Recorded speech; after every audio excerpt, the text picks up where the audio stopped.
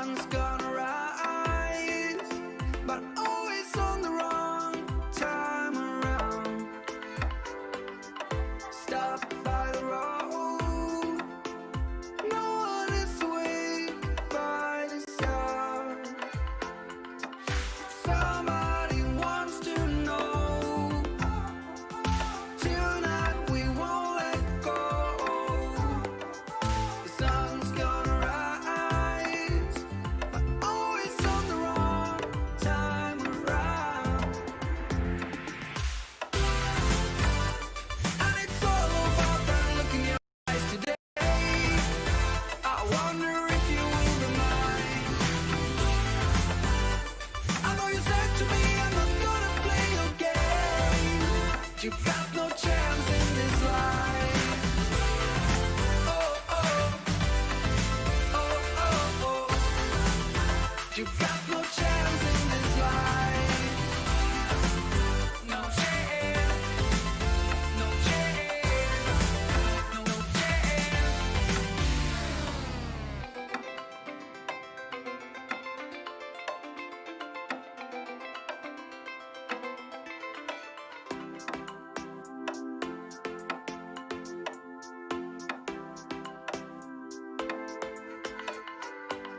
The sun's gonna rise, but always on the wrong time around.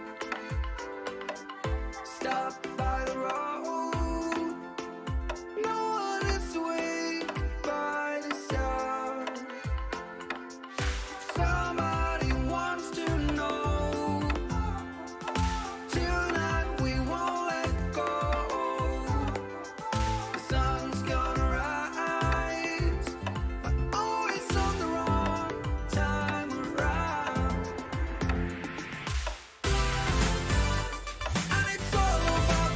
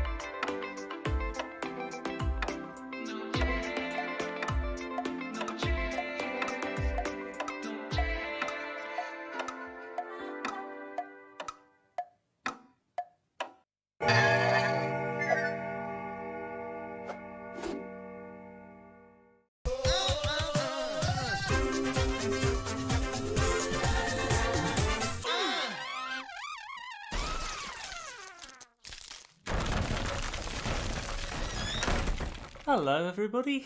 Oh, I can hear myself rather a lot on the microphone there. Let me just turn that down.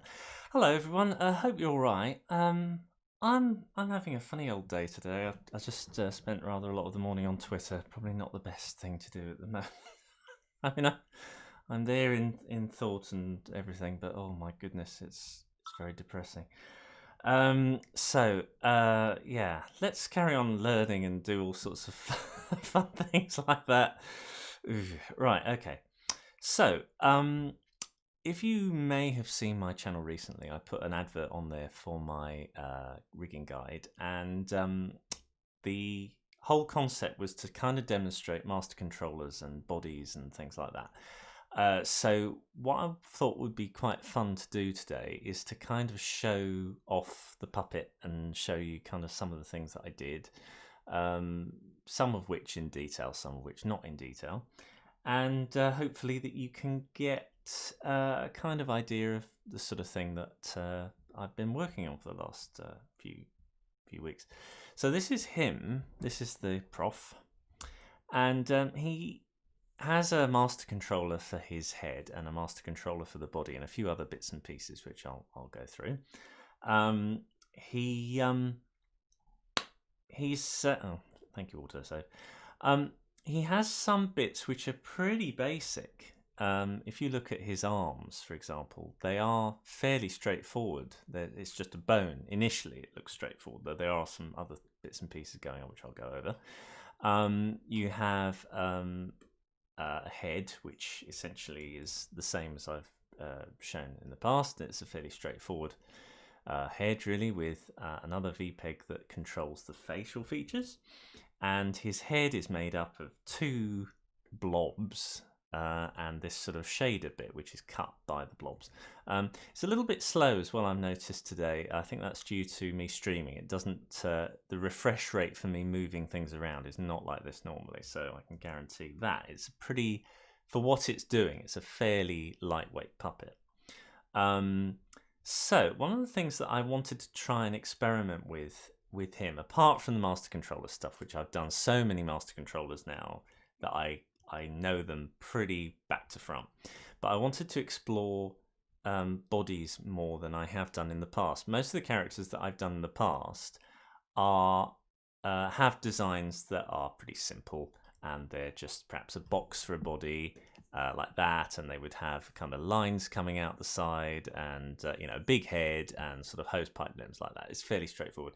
When you're dealing with characters that have cloth, particularly suits with a very defined shape to them, you've got this kind of difficult situation where you are trying to animate something very detailed, but also in a way that is fun and quick to produce. You don't want to spend forever manipulating all the bits and pieces of an envelope deformer, trying to sort of let me see if I've got an example here. There aren't many envelope deformers in this character. I have one here for the head, and the other one here for the oh no, the cranium doesn't even have one. I couldn't remember.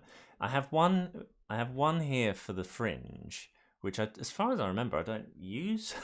I think I didn't use it in the end. I have a couple here for the eyebrows.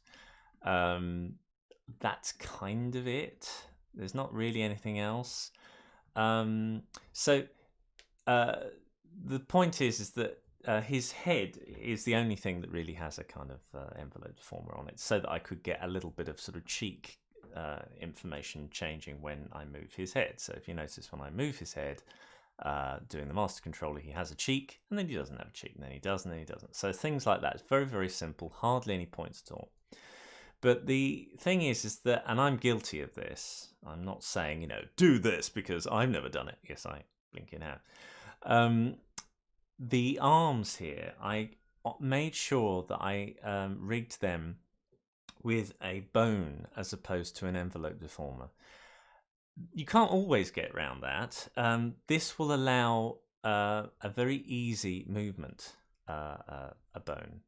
But it doesn't allow full control of a ruffle or a shape or anything. But sometimes you don't need that all the time, and B, it's best to get away from that anyway, because it's easier for an animator to just pick that up, move an arm around, and get what they need to do rather than having to move it and then sort of alter some bizarre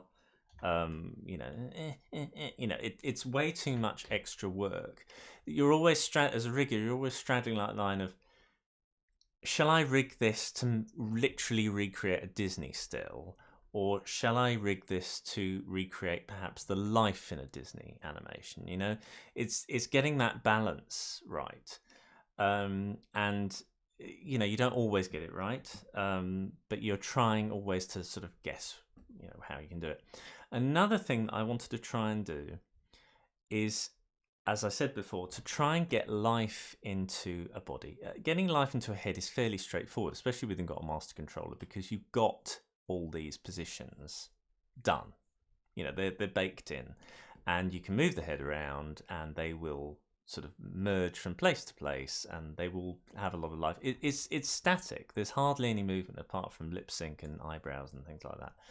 Whereas bodies are kind of a weird thing of their own. They have all sorts of funny little different areas of movement and stuff, and it changes all the time. It's far more complex than a head. So you've got to try and strike a balance of movement as well as keeping the life in there and flexibility and all sorts of subtlety as well. So one of the things I wanted to experiment with this time was using the auto muscle patch, the auto muscle node. I'd faffed about with it before, but I hadn't really done much with it, and I'm quite pleased with the result of this. What I did was, let me go to that bit now. Now then, if I go to the deformation, there are 4 auto muscles that I've used. The actual bones themselves are fairly straightforward. You've got one that does that, which is the shoulder bone, and the other one, which is the bicep bone, doing that.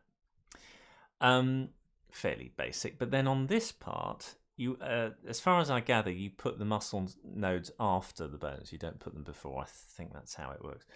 I'll deactivate these so you can kind of see what's going on here. So the first one does this for the upper part of the body. I think it may even be the whole arm. It just sort of fattens it. When I move the arm, it sort of fattens the upper arm there, and it gives the sense of actual fabric rather than some kind of big box. Otherwise it tends to look stiff and ugly. If you turn it all off, in fact, let's turn it all off, you got this kind of doesn't quite do it, does it? It doesn't look like cloth. It's funny, isn't it? It's a little change, but even that on its own makes a big difference to just how fabricy it feels, The second one I put in is a bicep, and you can see just little, this is very, very subtle, but you can see a suggestion of, now it's no longer sort of fattening all the way over. There's a little bit which gets a little bit bigger in some areas and not so much in others. So again, much more cloth-like. Cloth does not deform universally. There's always some funny, that sort of weird wobbliness going on, and to automate that process in some way is very important, because you don't want animators to spend their lives fiddling around with deformers to get the shape right and everything else. So that's another point. Now the lower part, what I did with this is, you notice without it, you get this kind of tapering. The original shape already has a taper anyway, but you get a sort of fattening of that taper. And what I did was I function stitched, it's a term that I came up with, one of the parts, I can't quite remember which, oh yeah, this one, you see where it says a plus? In my guide, I mentioned how to do this, but you can find it somewhere else. You just copy the function link and paste it to somewhere else. And what I did was, you see here on my little sort of screen for controllers and things, I've got this sort of 5-point switch on each side, and they represent that particular function of the arm. So I can slide that and get a kind of different foreshortening of that front arm.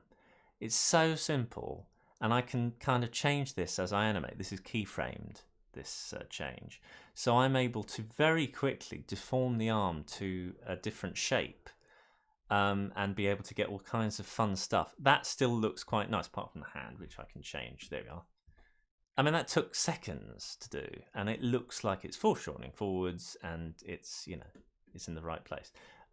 The circle bit here, I'll just squash into a slightly different shape. Now, it looks a bit funny here, but with a hand in the way, it's fine. You don't see it at all. So it doesn't have to be perfect. It has to work well. That's the most important thing. So if it works well and it works efficiently, that's the most important thing to take from any of this, is that it can do this stuff quickly and easily and still get a good result. Sorry, let me just go onto the green. There we are. So you see, you can still kind of massage it into the right position if you have a kind of funny little moment here. So that was something I took from there. And then the final bit was a nice little touch I'm quite pleased with, is the pucker bit. So if I just put that in, you'll notice when I do that, you see this little sort of bump.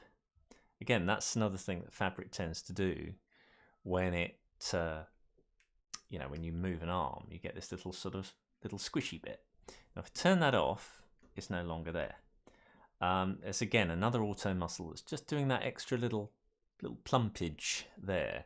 It just helps. It's these extra little things that you notice unconsciously, but you don't necessarily notice consciously when you're watching it, but you know something's not quite right when it isn't there. There are still ways that I can improve this. I've done lots of other experiments with fabric that don't follow quite this same routine. I've done other things with master controllers where they kind of, you're able to sort of control it. So I'm still experimenting and exploring different ways of doing fabric. But I'm very pleased with this auto muscle technique because it's such an easy win. And I've created it as a, I've actually made it into a, let me see if I've got it here somewhere. Hang on. Come on, there we go. I've actually got it as a separate entity on its own here that I can just drag in at any time when I'm creating a character. So this is a suited arm, and this behaves in exactly the same way as I showed you before. It's got that pucker, it's got the sort of inflation, it can do all sorts of fun things.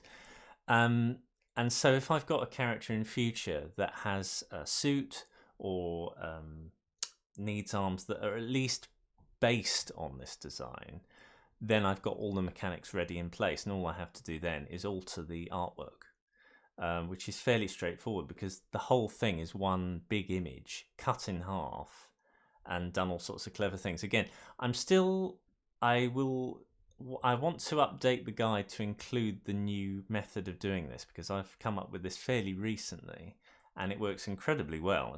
It's really, really quick to recreate from scratch anyway.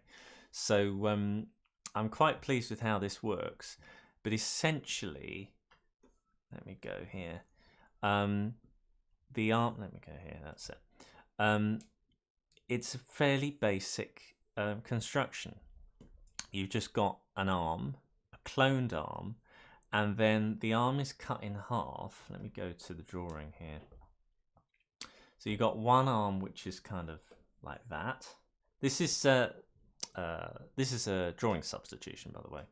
So you've got one like that and one like that. Excuse me. Let me see. Are they on the right layers? I can't remember. Again, it's a bit tricky to get. It's not very difficult to do, but I did it a while ago and I can't remember exactly how to say it back. Oh, this is annoying. Let me hang on a sec. The good thing about grouping something, with a composite, sorry, is that you get a thumbnail. So I'll have to just do that a second. I'll group with composite, and now I can see the thumbnails. So you've got, they're exactly the same. This and this are exactly the same, except one of them is showing frame 2 and the other one is showing frame 1, I think it is. Yeah, but they're exactly the same piece of art. They're just cloned and shown different.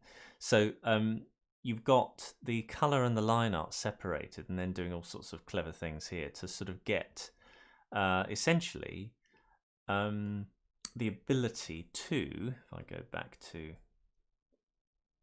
I'm not expecting this to make a huge amount of sense, I have to say. It's way too much to cover in this sort of way. But the benefit of doing it that way is that I've got part of the arm behind the character and part of the arm in front.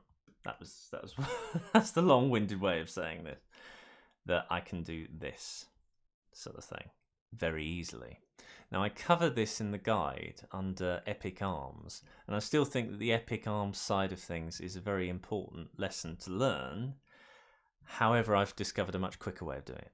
So I want to update the guide fairly soon. But you know, it's such a flexible piece of the character. I'm really pleased with how well this has worked out. So I just want to kind of refine it just a little bit more.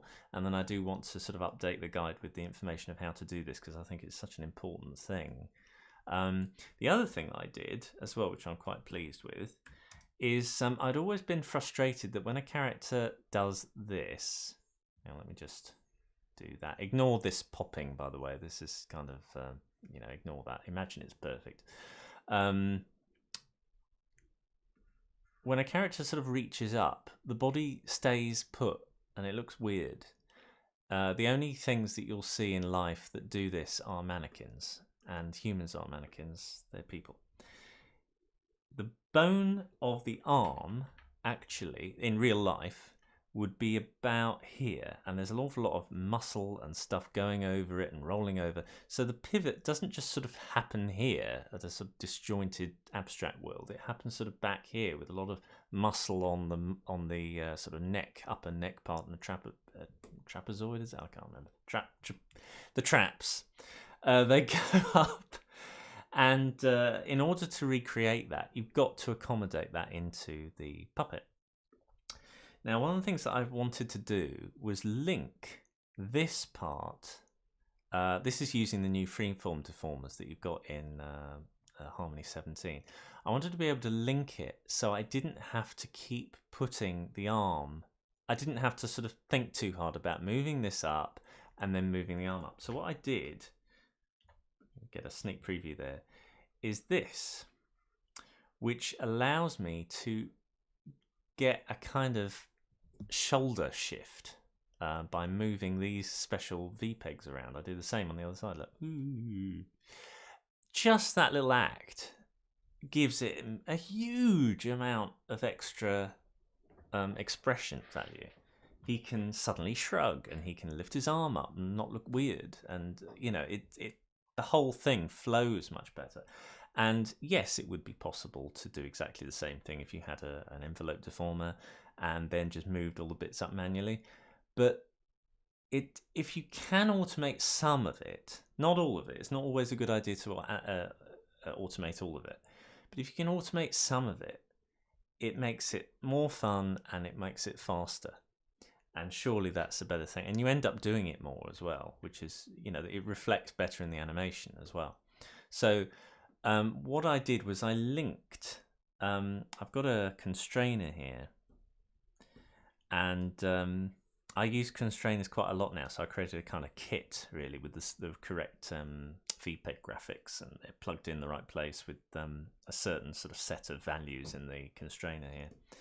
And essentially how constrainers work is that you've got the VPEG actually is, in this instance, the VPEG actually is the pivot point as well. It hasn't got some extra peg to do the work. This is doing all the job. So the pivot for that is there. You notice that? You see that? It is at the top of his shoulder. And I've stitched this to this. So wherever this is, that constrainer goes as well. And so therefore, when I pull his shoulder up, the constrainer, which is pulling the whole arm up, follows. Now, the reason I didn't do it with that instead is because I need sometimes, A, I need a bit of shift room, and B, there's something about the way that constrainers work that again gives it more of a fleshy, fabric-y kind of feel, which I wanted to preserve. Now the B constrainer represents kind of like the level of the console that he's sitting at. This constraining method doesn't really work when his arms are down. So when his arm's down like that, and I've got his, say if I'm making him shrug, unfortunately his arm goes down here, which is not what you'd want. So I've rigged this very much to the shot's benefit, not to him being a sort of an overall all-rounder character, which is the downside of this character, is that he is not he's not perfect for every single shot. He's not perfect for every single possible use of him. That's what I'm saying. He is rigged for these set of shots only. He has limitations, but I've worked with the limitations to make it beneficial to the shots that I was working with. And that's the point that I cover in the guide, is that, you know, the... oh, here he comes. Any mention of the guide, and he just has to pop up. And yes, all right, Nancy, thank you very much. The point is that you want to try and rig to the production that you're actually going to be making. You don't really want to make a character who's rigged to the nines and then you're only going to use like 20% of what he can do. You have to make sure that he can do what the show is demanding of him. So you're never going to see his legs. In any of the stuff that I was making, you never see his legs. So I never made his legs. And I made it all designed so that the performance that I could get out of him for that position was optimal. If you were wanting to make him walk around and do all sorts of other things, then it might be worth either thinking about having a completely different professor for that character, or what probably would be more likely, to have something where you can perhaps have a completely different image of certain parts of the body that are not controlled in the same way. The good thing about having different images and image switches and things like that is that you can have essentially the same puppet or parts of the same puppet that change over time depending on what the character's needs are. Again, I realise a lot of this is going to sound very abstract because it's quite heavy stuff to start this with, but that's the character, and he is quite sort of, you know, he's easy to use, but there's quite a lot of sort of in-depth thinking to make sure he's easy to use, if that makes sense. So, you know, it's that catch-22, you know, and if anybody asks you to create the perfect puppet, there's no such thing. And I have been involved in a production where they were rigged to do as much as possible, and they did, but it was lacking in a lot of areas as well. And unfortunately, we kind of knew that was going to be the case, but we just had far too much to do. It was, you know, it was the only way we could get around it. You know, there's no such thing as a perfect puppet. I've actually worked on stop motion productions where we've had different variants of the same puppet to do different jobs. One would be in a car, one would be behind a table, one would be this, one would be that. We'd deconstruct the character and put him on all kinds of bizarre rigs to do a specific job. So the idea that you just take a character off the peg and do whatever you like with them isn't always strictly true. However, I would say that the simpler your character is as a design, the more it can do in that way, because it's not constrained by over a sense of detail. For example, here's a nice segue. If I take his neck away, you'll see how basic his head construction is. There's absolutely nothing here. There's no shirt. It's just a little dot to suggest a shirt. His neck is the line of the shirt, so to speak, and collar kind of fixes the rest, and his bow tie hides all the joints. There you go. He is insanely stylized on purpose. I designed him on purpose to be basic and to have only two colors and to have the shading of that very, very basic, because the more detail you put in, the more little ruffles and more little twiddly bits, the more penned in your design will become, to the point where you can't actually move the flipping thing. It becomes a victim of its own design, really. And if you look at, I mean, there's a general rule of thumb, I can't quite remember what it is, but the idea is that every line that you put on a character adds another hour of production or something. It's something along the lines. And I remember when they did, like, if you look now at the flying carpet in Aladdin, that was a big deal at the time, to get that level of detail into one single character with that very elaborate pattern and everything else. Never in a million years would anybody have attempted a character like that without CGI to give the flying carpet, the magic carpet, a pattern, because the amount of time that would have taken to do all that well would have, even for a feature film, would have been impractical. So it's always important when you're designing characters to think not just of whether it looks nice or whether it conveys the character, but how well it will be, how easy it will be to rig out of something. You will find with any character that you design that they will get themselves into a bit of a pickle, and you will have to find an out. And if you've over-designed the character, or you've over-rigged him or her, you will come a cropper, unfortunately. It's important to try and keep a certain amount of visual trapdoors open, so to speak. So I think I've made my point, I think. Yeah.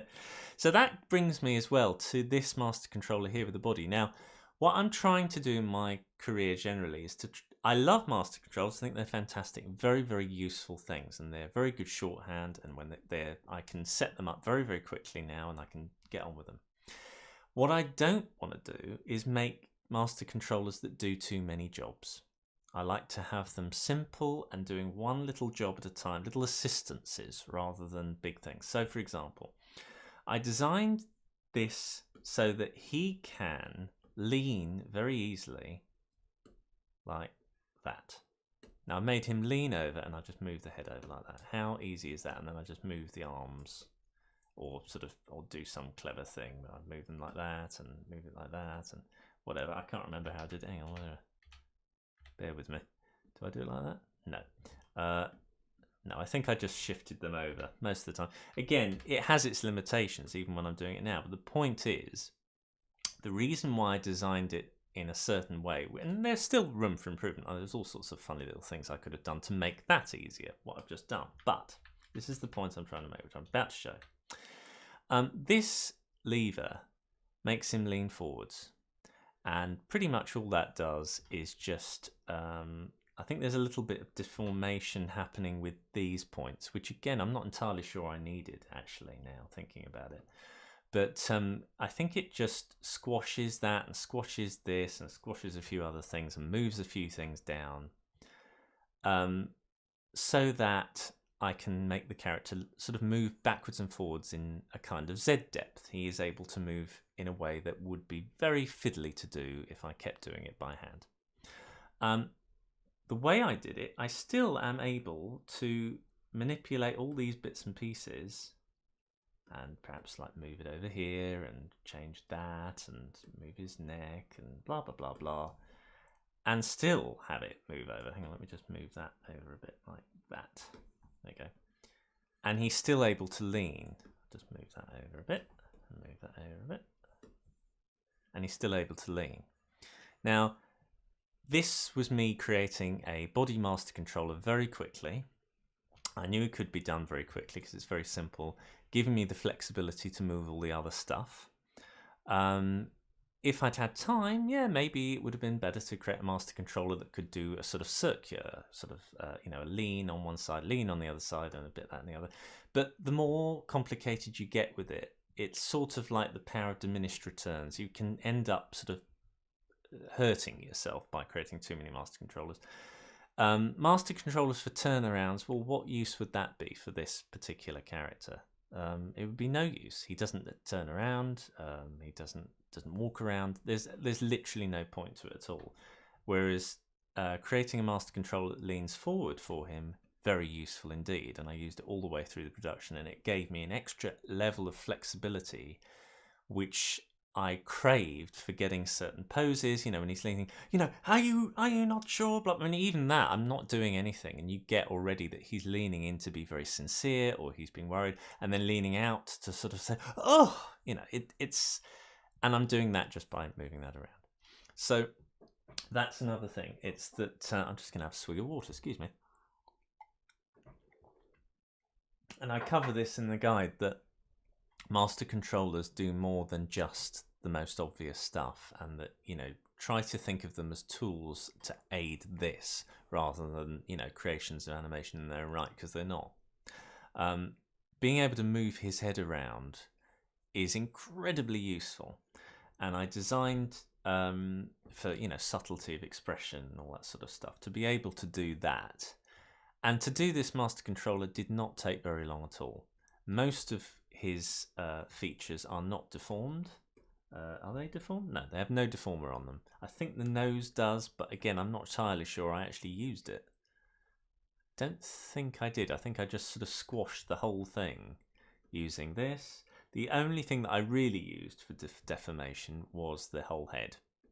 And as I say, I put an envelope deformer on there so that I could get that. And even then, there probably is another way that I could have done that without that as well. The point I'm trying to make is this, that deformers are incredibly useful things, but they're better in the hands of the animator rather than the rigger. That it's much better for me as an animator to go in and fiddle around with that to get the right expression than to have that baked into some master controller to get it foreshortening on a certain way to go around a head turn. It's far more valuable for the performance of the character than just head manipulation. Again, I cover all this in the guide. The other thing that I did, which I hadn't really done much of, is using linked, where are we? Synced layers to create lip sync.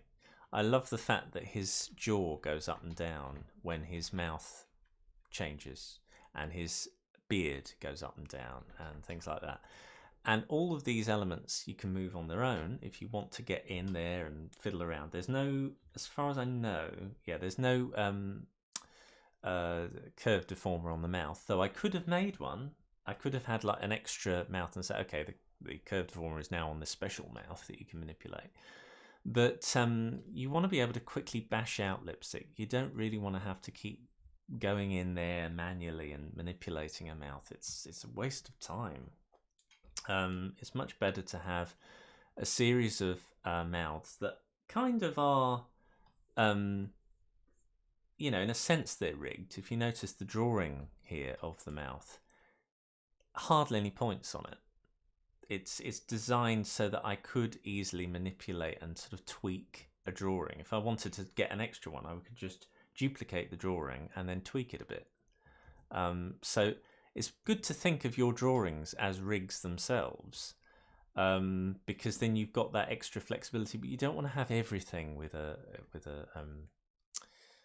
deformer on it. It's tempting to go down that direction. I've done it. I can't say that I haven't done it, because I have, and I know the pain that causes, not just for the animation side of things, but also the stress on the CPU and all that sort of side of things. It's a huge amount of technological grunt to do, and it's much better to, as I say before, only have certain elements that really need it and try to keep the rest, you know, just simple. Simplicity, simplicity, simplicity all the time. If you can, try it. The other thing is his whole body has got a kind of V-peg to move it around like that, to get some rocking out of him. And I now know what I could have done to stop his bounding box being quite so big. I should have connected this, or had a V-peg that was totally unconnected to it in the node view. Let me have a look here. Come on. Oh, this looks rather ugly. I should have tidied this up before I... there we go. Here's the Professor's V-peg anyway. And the actual peg of it is connected to pretty much every other element. And what I should have done is had this part, or a peg that it's connected to, stitched to something else, and that way the bounding box of this wouldn't have been this ridiculously large thing. The reason why it's going over to the side is because if I turn this on, these shaders, which you will have seen in the original animation, slide over the character to create this kind of this kind of moving kinetic lighting technique, and one of which goes over here. So of course it's thinking, oh, you want that part moved as well. Well, I do, but I don't really want to see it when I'm moving the character around. I kind of want the bounding box to be there. So I could have done that. That's one of the things I could have done.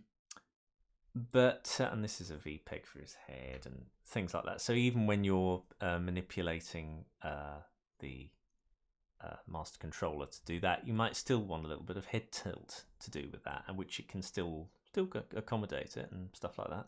So there is quite a lot of basics technology in here, as well as all the fancy stuff. It's not all master controllers. Here's another thing which I altered the character halfway through. I have several hands that I'd drawn, some of which I'd drawn at the very beginning before I started, and others that I'd sort of added to as I went along, you know. Hence they're slightly different proportions and everything, because it's all just quick. I've got to get it done now, and, you know, go into the drawing view and quickly cobble something together. So you've got this, but then sometimes you want the character's hand to be resting on the table while the rest of him is sort of bouncing around. Now you see, if I move his hand around here, if I wanted his sort of shoulder to move around, of course his hand's moving, and I don't always want that. I want his arm to just sort of move independently while his hand. Let me get rid of this now. That's it. I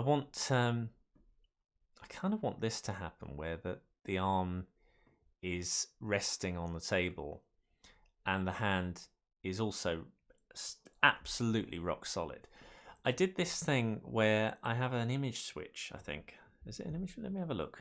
Can't quite remember. Hang on a sec. For some reason I'm not seeing. Oh no, I am seeing it. There we are. Right, okay, switch flip.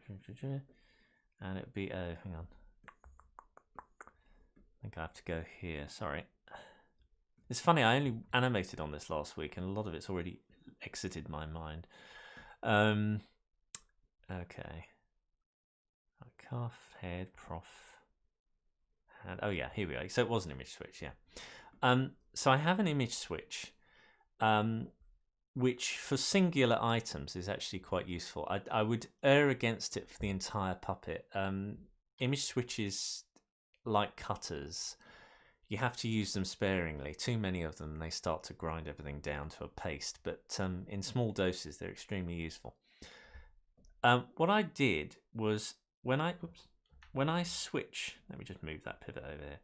When I switch it, you notice that pops over. When I switch it to number 1, the hand will now stay exactly where I put it, and the arm will move. So I can move this, and then just so long as I sort of match it, it looks really nice. It does look as if the hand is really staying there. I'll just shrink it a bit, it's a little bit strange.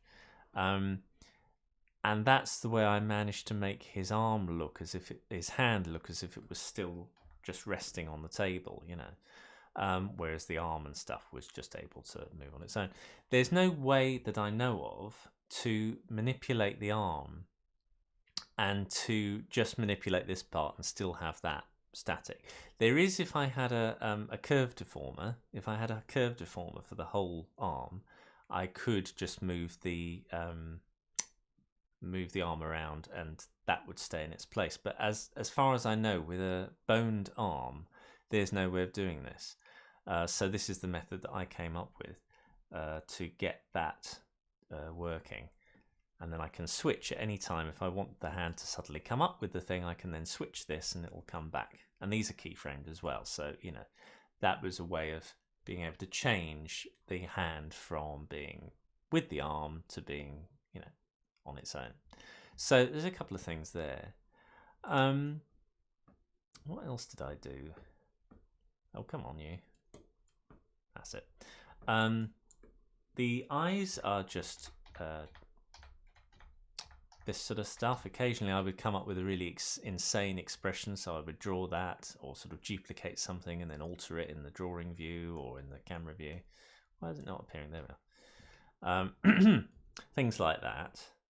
You get this kind of weird kind of basic view of things if you turn on the light bulb. Sometimes it's useful. It depends how you're constructing your character to get an idea of relation of shapes, but usually I tend to try and do it in situ so I can kind of get the proportions right and everything.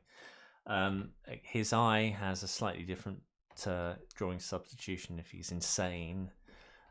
So things like that. I prefer for blinks and mouths to do drawing substitutions myself because it just gives you that extra. You're able to bash it out, do it quickly, and leave the subtlety of performing to other areas. Having said that, the bus stop character that I did is animated with a stack wizard, and his mouth is actually moved using a slider. So I can do that as well. But for him, really, what is the benefit of doing a subtle mouth? There's none. Because he's talking very fast, and you need to get the lip sync done quickly. So stuff like that. What else have I got here that's of interest potentially? If anyone has any questions, anyway, let's have a look. Actually, has anyone asked any questions? Let's have a look. Just look. Can't see any. No. Let me see. Let's just try and do a little bit of animation with him so that you can sort of see how I would start actually moving this character around. So when I animate anything, I very rarely do the lip sync first. I do the character first and then I add the lip sync on afterwards. If I'm doing a stack wizard controlled character, say that 5 times fast, because the lip sync is part of the construction of the puppet and it's part of deformers and things like that, then I will slide as I go to get the mouth positions right. I mean, being a stop motion animator, you animate straight ahead anyway, so, and that is the way I work. I know a lot of people do frame 10, frame 40 and then go backwards and forwards and all that sort of stuff, and I have done that. I can sort of do it, but it doesn't come naturally to me. I prefer to just go frame 10, frame 12, frame 14, whatever it is, 15. Anyway, so let's have a go. So we start with that, and let's start with him animating now. So let me just move him over there, shrink that down a bit. Okay, so I'll start by, what shall I make him do? Let's just do that for a start. So I'm using an external keyboard to sort of clack from part to part, and I'll move that down a little bit and move his head round a little bit. So already you've kind of got a sense of life to the whole thing because it's sort of squashing down because of the body. And I'm just gonna make him wave because that's a fairly straightforward thing to do. Just gonna tilt that around a bit. So you're thinking in your mind's eye about curves. You want to try and get everything kind of, moving in that direction. So you're just doing it manually, So move that around a bit. And move that down a bit. Actually, let's just do that. That's better. I've got a bit more room. Move that over to there. And I don't want that one thing. Now it's a bit slow because of the broadcast at the moment. So it's not nearly as slow as this when I'm working at all. So again, bear with me. It's not too bad, but there we go. And again, you can get foreshortening without having to worry about it. Now, that hideous drawing, if I was rigging this puppet for other people, I would have taken that out and adjusted it properly. But I think there is a version of him where that hand is done, but whatever. Let me see. I kind of want. It's important to get hands into a rough. I'm trying to get kind of that effect out of that hand. So, pardon me, even if I don't have exactly that hand to hand, I might be able to get a similar effect. See, that kind of works, but I need it. Hang on, must have it somewhere.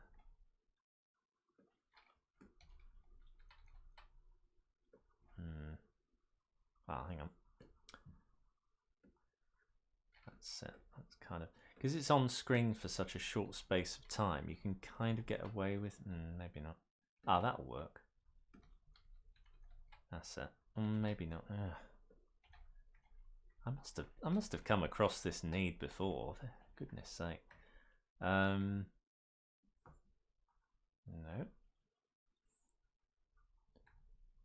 No.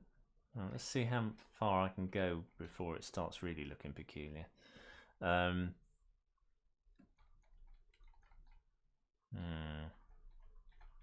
Sorry about this faffing about over one hand. Let's just use that and see how we get on. Okay, so move that down. Move that down. So I'm getting this kind of curve thing going on, where the whole thing is kind of leaning in. Now at this point, because the animation is starting to get a bit faster, I'm going to start making this on ones, I think.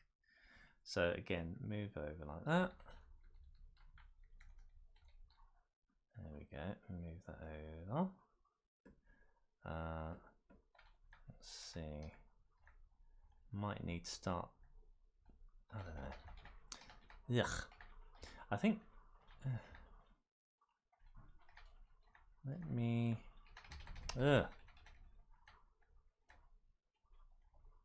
try it that way. So changing that at that point would have been a bad move. Yeah, let's see if that works. All right. Boom, boom. It's important to concentrate on one element at a time and not get too bogged down with, you know, it all looking perfect to start with. Now, I'm noticing that his arm on that side is looking a bit bizarre, so I've got to start moving that out. That's it. You have to think of countermeasures sometimes. Now, because his arm's coming up, we need to start doing a bit of that. There we go, see that? So it's sort of, it's starting to acknowledge the fact that now the fabric needs to come up. And because it's a big movement, I'm going to start making him blink. And then go over here. Like that. Now that's coming out way too much. I want more foreshortening, so I'm going to do this.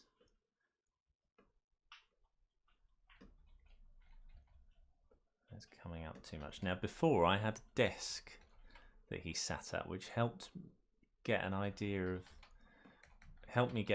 where things were. So I'm kind of having to sort of keep it in my mind's eye at the moment.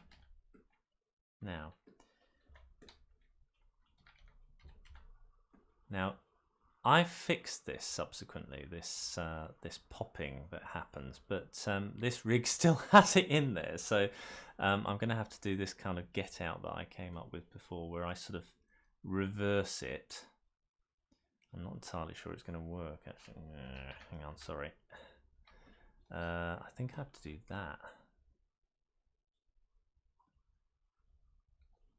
That's it. And then I turn that round. Turn that round. As I say, I'm still kind of working on this arm construction, so it's not totally. I wouldn't like to give it to somebody else yet, put it that way. It's still work in progress to sort of figure out its finer points. Just make that arm a little bit fatter because it's tending to look a little bit malnourished. There we are. Now I think it's to the point where that hand needs to start looking a little bit different.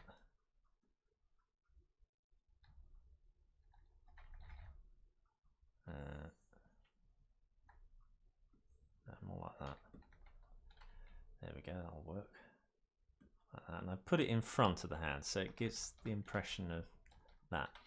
Okay, I'm just going to move that around. Now the body needs to come down a little bit more. There we go.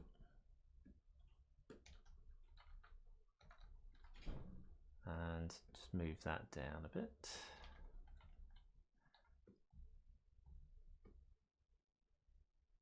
And of course blink happens. Because it's on 1, so I'm slowing the blink down. Otherwise it'll happen really quick. And then it starts to come up again now. So there we go.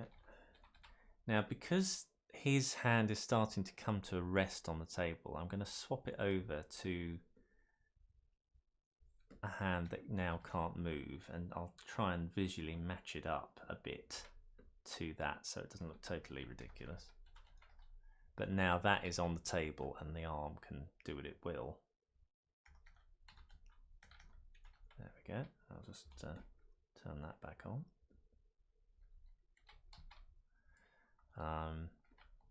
Change that. Start to get the head. Actually, I don't want that to happen yet. Just move that. Let's have a look what happens.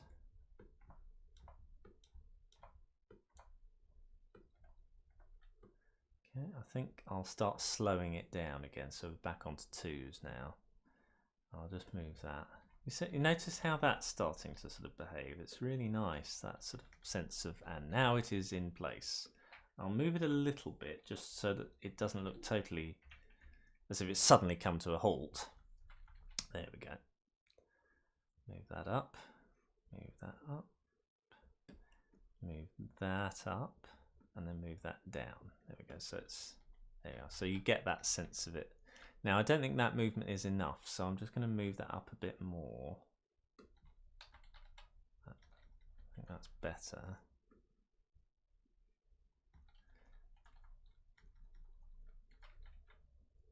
Move that around a bit more. You're sort of correcting yourself all the time, going backwards and forwards. Something which you can't do in stop motion animation. You have to get it right first time. But I probably wouldn't work at this pace. And I'd probably make some mistakes and have to go back anyway. But then I wouldn't be talking to people, so that's my get out.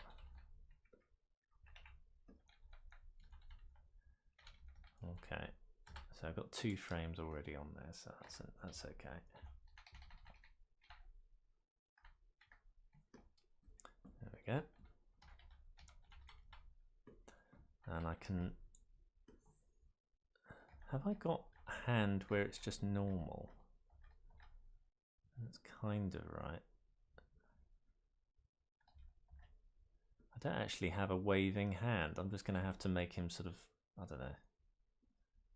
I don't really want to spend forever. No, it's the same drawing, just squished in a different way.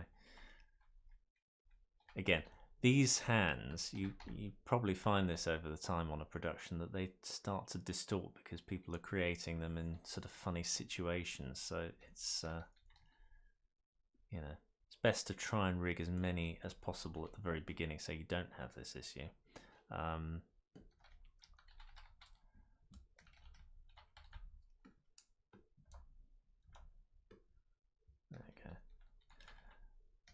You notice that the shadow is automatically coming up when his there you see, when his head moves up.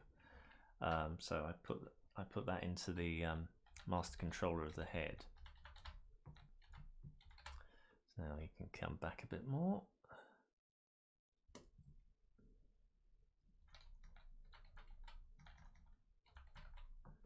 And move that there. Move that a little bit, still a little bit. There we go.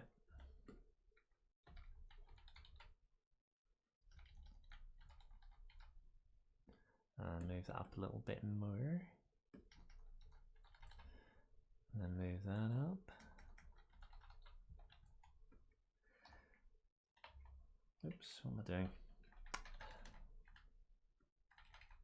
Have I got that accidentally on? Let me just check that. Oh, good. Okay.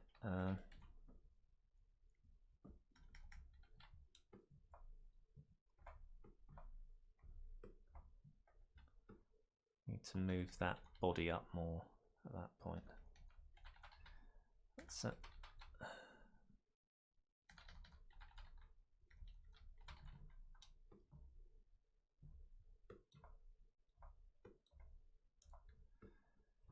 And then just to get a little bit of suspension, that's my favourite thing that I can do with this puppet, is that sort of bounce down. It's like moving in the third dimension, which it's not easy to do with a rigged puppet. And I can do this pretty effortlessly with the Prof. So again, down with the body a little bit, just a bit, because we're sort of softening and sort of keeping him to rest now, and making the head recoil. So it's kind of a bit of follow through with his head, but not in 2 dimensions, in sort of giving the impression it's happening in 3 dimensions. Let me just move that down a bit more.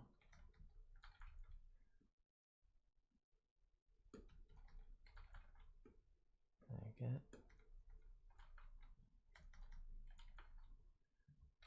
And then I think I want that.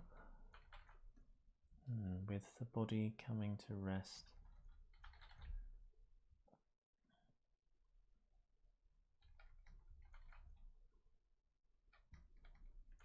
It's important to always remember that yes, you're dealing with a 2D puppet, but you're trying to always replicate a 3D world where things move towards you and away from you and things like that. Always have that at the back of your mind, because it's too easy to start animating hieroglyphics. And you know, you want to try and get away from that. I think that was acceptable, you know, like 15 years ago, but not anymore.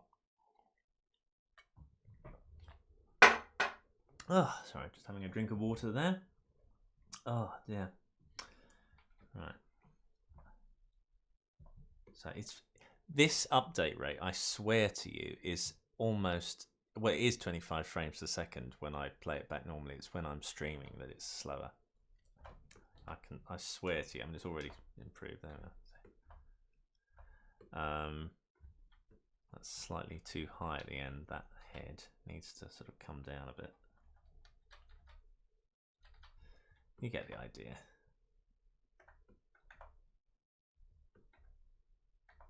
There you go. That's not bad, is it? I mean, there's a few little fiddly things there which I could sort out, but I'll just save that. So, you know, that's the kind of thing. I mean, that didn't take me very long, and it looks, I'm pretty pleased with how that looks. You know, it's a nice little bit of animation there, and it looks pretty finished. As I say, a couple of little tweaky things, but most of you know, it's fine. So I think I'm going to take a little break, and I'm going to now ask the audience. How about that? Let's have a look. So let me just turn that on. Let's have a look at the comments. Okay, so Martin Kolkoven, I hope that I've pronounced your name correctly there, has a ton of questions. Been trying to get their hand on master controllers for the first time and stumped at every step. Now I recognise that name. Are you subscribed to my Patreon? Because if so, have you downloaded the latest chapter of the book? Because it covers master controllers in quite a lot of detail. So I hope you have now, or rather, I hope you haven't, because otherwise. Anyway, I hope that the information that's in there helps, and I hope you will get a chance to have a look at that, because they are quite. The problem with master controllers is that they are very exacting. It's not like other areas of rigging that you can just have fun with and muck about. They are very, very specific, fiddly things. Once you know what to look for and you how to handle them, you can tame them. And they're fantastic. But you do need to practice with them and to really understand how they are going to affect the work that you're doing. In the guide, I cover not just how to make them, but also kind of how to tame them, how to alter them so that you have, like, for example, his head is master controlled. Now I'm moving his eyes and mouth around and all that sort of stuff. Yet I've designed it so if I wanted to put his eye on the side there and move his head around, it doesn't ping back to the original position, because I want to have that degree of control. I want to be able to make his eye massive and to move it around without it sort of changing. And not a mistake, but a thing that people often do when they're first using master controllers is they rig it in a certain way where nothing, that everything pings back to where a master controller tells them to put it, rather than to where you want it to be. There are certain elements of a rig that can't be changed in that way, that will always be, if once you put through a master controller, they will always be in control of a master controller. For example, if I animated him having a swelling cheek, for example, and I wanted his master controller to do that, well, it won't do that because I move it back. That is controlled by the master controller, and there's no way of getting around that without extensive changes to the rig. But for facial features and things like that, there are many ways where you can rig this, where the rig is created in a way where you can still manipulate it by hand as well. And I do cover that in the guide because that was very important that that be covered, because it's one of the things everybody wants to know. They want to be able to manipulate this and have fun, but they also want to manipulate this and have fun without it affecting it adversely. You'll notice here that his head now does this kind of twitchy thing.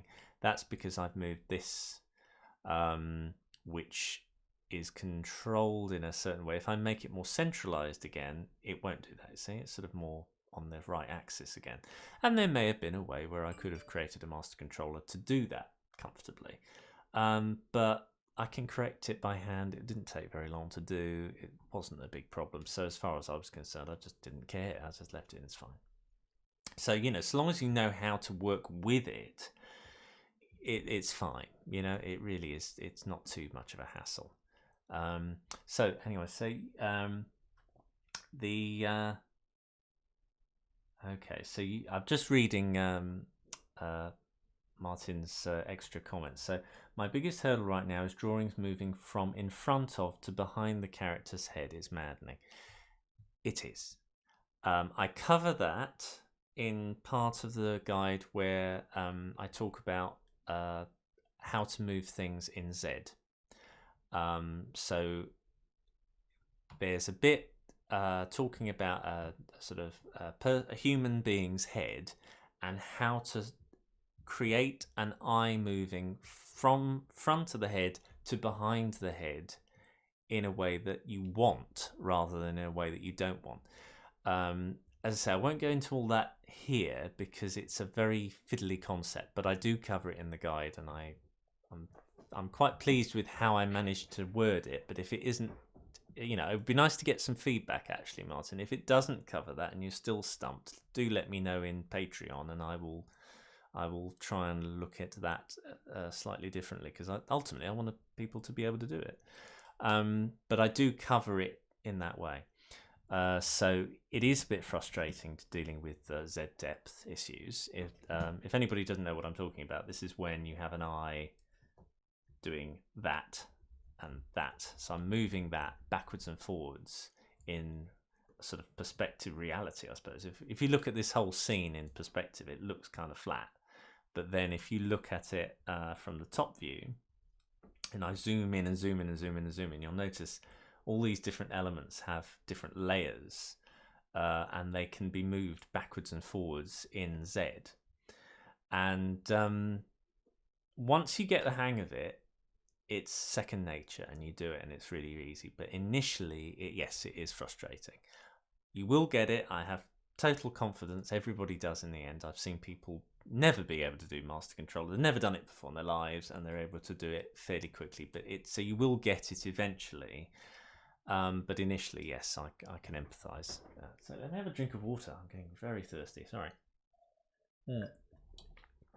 So I hope that sort of helped, but it is in there. Let me see if I can remember what page it's under, actually. Wait a minute, sorry. Just consulting my oracle here.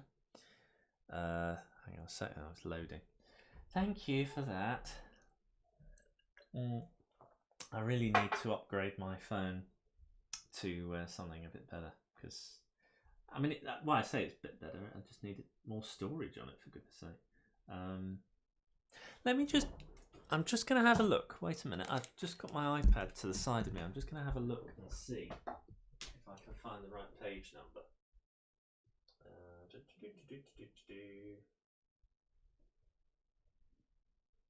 Right. Okay. Okay. Yeah. Okay. If you go to hello.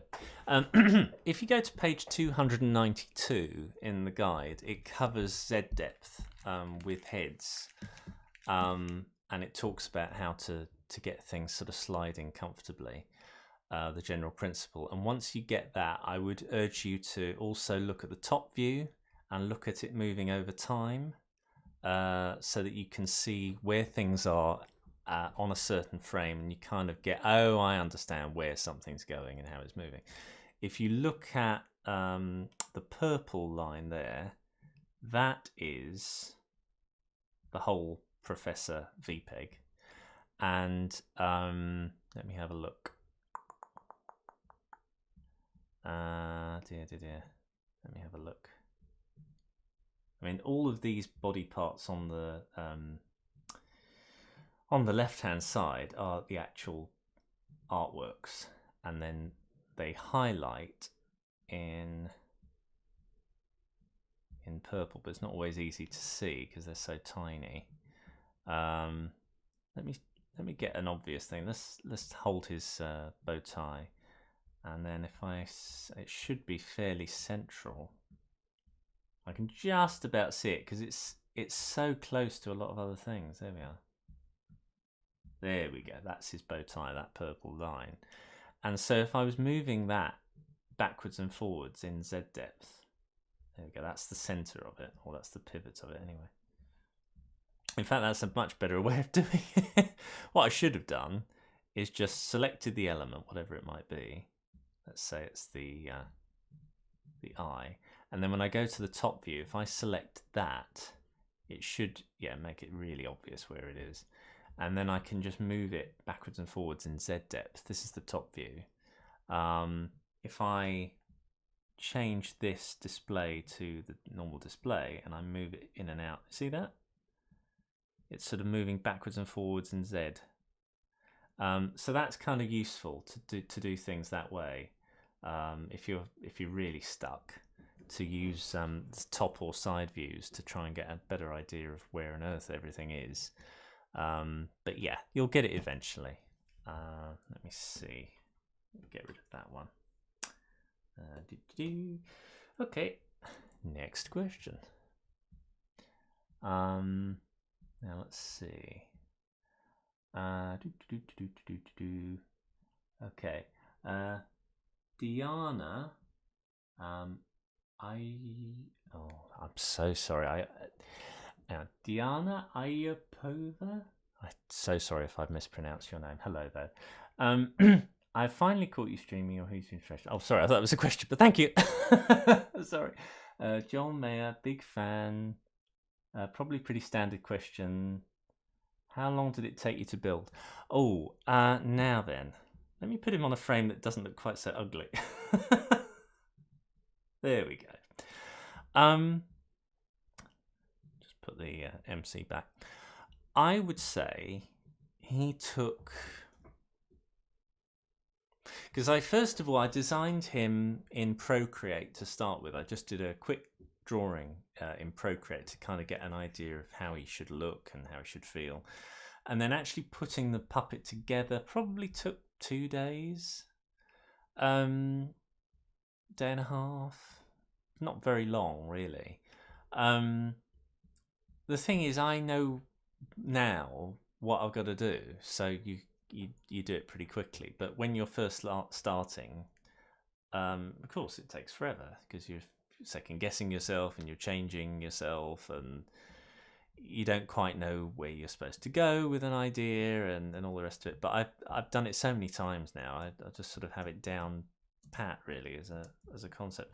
Now for some weird reason, there we are. For some reason my keyboard wasn't working. But yeah, I wouldn't get too bogged down about how long something takes because each puppet is totally different as well. That's the other thing. The Professor took me a day and a half, if that.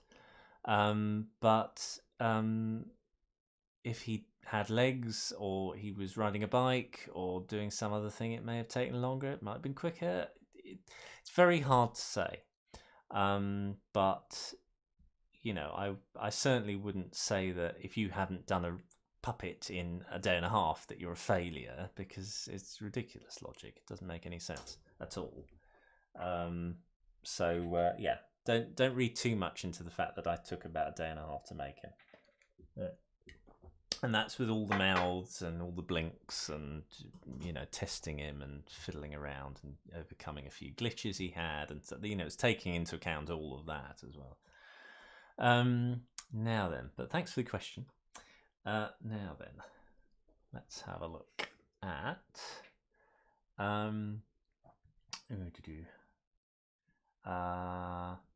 any advice for someone without rigging or animations experience wanting to start an animated series on YouTube, from Mighty Nerd Man. Hello, Mighty Nerd Man.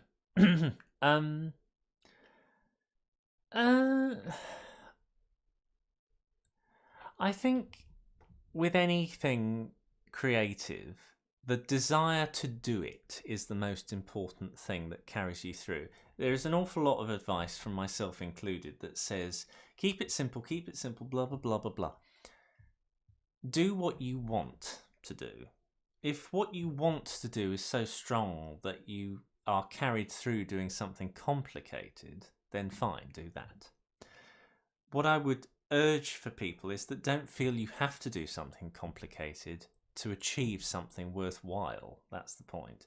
There are plenty of brilliant films that I am desperately in awe of that come from a very simple place. It don't have to all be some razzmatazz thing. It could be a very simple, gentle idea and everyone jumps on it and thinks it's fantastic. It's whether it's done well that's the most important thing, and whether you're enjoying what you do. So if you have a burning desire to do something, then go ahead and start learning how to do it. Most people, when they start animation, I mean, the amount of times you get people coming up to you and say, I've got a jolly good idea for a sketch, you should do this. Or I've got a multi-million-pound idea for an animation, you should do this. Well, why don't you do it? Oh, well, I don't know anything about it. So, well, and why don't you? Well, because I'm not really interested. Well, that's the reason why it won't happen. Because it requires effort to do. And animation, even though this was fun to animate and it was nice to do, sometimes is incredibly unpleasant. There are times when you really aren't in the mood and you want to go for a walk and you want to just sit and play games, or you want to talk to people, or you want to do something monotonous or something, and it just, for whatever reason, doesn't allow you to do that. That is animation. You know, it's sometimes a pain. And the only reason sometimes that's pulled me through is because I want the end result. And I have standards and I want them to look a certain way. So it pulls me through the pain of it. But sometimes I'm really not in the mood for it at all. And that's the problem with anything creative. And it doesn't matter what it is, whether it's painting, sculpture, dance, acting. Sometimes you're just not in the mood to do it. But if you make it your profession, you have to make it your mood. You have to go through it and say, well, I have got to get this done. I've got to get it done. It's fine. you know, you have this with anything. So this romanticized idea that artwork is somebody in a conservatory painting while they're sipping a cup of Darjeeling. I mean, occasionally you get moments like that. Sometimes the magic happens in that lovely way, and you're right in the mood, and it's a creative vibe, and it's great. And you've got music on, you're just in the zone. But there are, for every moment like that, there's going to be a moment where you are just don't want to do it anymore. So I'm not going to paint a totally rosy picture, but I will say that there are a lot of great things with an animated career. There are a lot of very wonderful moments, which I'm very privileged to have been part of certain productions, and I would, like to be more part of more productions of my own as well. I'm not talking about production generally. I'm talking about anything, whether it's mine. There were a couple of times when I was making this professor, I really wasn't in the mood to do it, but I had to get it done, so I did it, and I'm pleased with the result. So, ultimately that is what carries you through. So if you want to do it, good for you. Just get started and work your way up. You are always learning. You are always getting better. I'm always learning, and I'm trying to get better at everything I do. I don't know all the answers, and I never will. Nobody ever does. Doesn't matter who they are. So, that's my little advice to you for what it's worth. Right, next. Chris the Onion says, hello. Hi, Ollie. I notice you move the arm in the corner of the jacket, adapts and goes with him. I think you call it IK, but I'm not very familiar with it. Could you show your node view or explain how to do this? So move the arm, the corner of the jacket. So you're talking about this bit, aren't you? This part here. I think you came a little bit late, as far as I know, because I did explain how I did that. But I'll just very, very quickly just show you again. Let me go here. So all it is the constrainer that I've got. Let me go to the arm there. That's it. I've got this. Let me just go over here. I've got two constraints, which are VPEGs, so I can manipulate them more easily. And their pivot points are. I'm sorry, I'm on A arm here. Oh, sorry. Their pivot points are here and here. So it's the top of the arm and the base of the arm. That's all they are, really. They're not wholly accurate. If you notice there, that's sort of coming away a bit there. So sometimes you have to sort of pop it back in, so to speak, and get it sort of lined up. I think the other side is a bit more accurate, actually. Yeah, I think it's because of sort of drift that's happened over a while. It's my own fault. I think it's that. I can't quite remember anyway. But that's the thing. I've still got to sort of work out with constraints are kind of weird, lumpy, blobby things. They're not 100% accurate, which is both their benefit and their downfall, really. They make things have life, but they also are a little bit messy if they're overused. So it's important to keep a close eye on them. But the pivot point there is exactly the same information as the what do they call it? What do they call it? Freeform deformer here, and I function stitched the constrainer's point, the pivot point for that. The X and Y is stitched to a particular point here. You notice on the freeform deformer, you've got it for the X and Y of this. So wherever I move that, oh sorry, it's the other point, isn't it? Because there are 2 points on this freeform deformer. One controls A and one controls B. So this one should be, if I move that, the value's there. There we are, you see. So this point 3, the X and the Y are stitched to the X and Y of this. So wherever I move that, they're joined together, so to speak. So you see that pivot point there, they're merged. And I cover this in the guide about function stitching. Essentially, you just copy the function and paste it to the relevant value of the other. So in this case, it would be X here, would be the X of the constrainer. Hope that's not too wordy. It's a bit of a weird thing to explain very quickly like this. You have to have things laid out. It's, again, a lot clearer in the guide because I actually show pictures and things like that, and arrows and things. which is a lot easier to understand than me gabbling away. But I hope if you kind of know anything about rigging, that makes some kind of sense. But I hope that sort of answers your question. Oh, yeah. Now let's see what else we've got. Right,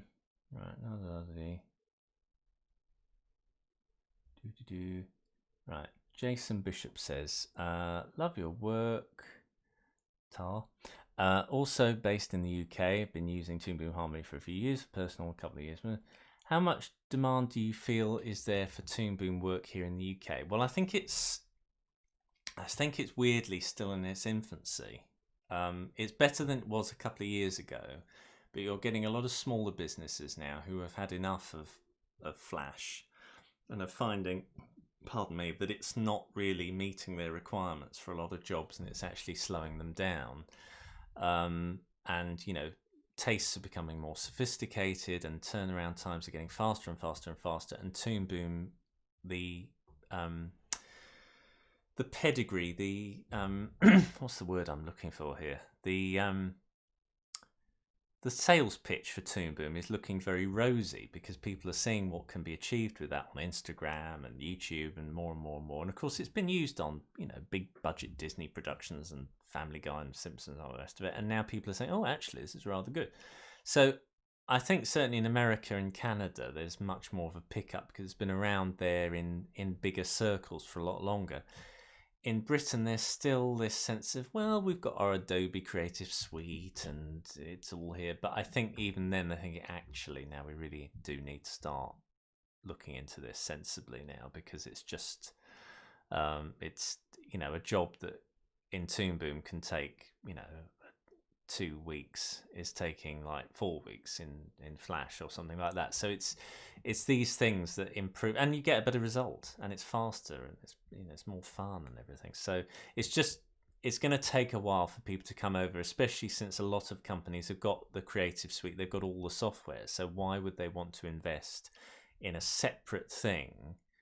They've got to have a legitimate reason for doing so. So I think people are starting to realise actually this is ruddy good software and it's worth the investment. So, you know, I think another couple of years and it will be really entrenched, but it's kind of in that sort of vibrating, not sure area, you know. So, but as I say, I think it's certainly a healthy playing ground for them. So, you know, it's quite good. And for people to learn, I think this is definitely the future. I think Flash and Animate, I can't see from the software I've seen, all the updates and everything, anybody worth their salt is still using old versions of Animate because it behaves better, and it's the new stuff is still very buggy and it's got all sorts of things wrong with it. It just, I can't, you know, I'm not, for me personally, I wouldn't really want to go there. And no piece of software is without its bugs, but I think that, you know, I personally, I wouldn't be desperately wanting to get into that again, really, if I'm honest. And I think a lot of people are starting to come around to that point of view. It'd be nice to think that Adobe can change and adapt and everything, but I think the way to really do it with that software would to be fundamentally to strip it right back and start again, because there's been a lot of layering on it with things that are actually kind of making it quite slow, I think, and making it less, you know, it's a shame really, because I started out using, you know, when I was first animating, I would use Flash and stuff, and it was great, and it was nippy, and it was fairly streamlined and easy to use and everything, and it's just kind of lost its way for me, and I think, you know, improvements are being made, but I think it still kind of needs a lot of work, and this is just, you know, raced past it with so many good features. It's just, you know, it's got a lot of catching up to do. So anyway, Tarfy question. Right, what else have we got here? Questions. Indeed. Now let's see. Oh, Stylus Rumble. Hello. Helpful hints being given out. That's very good.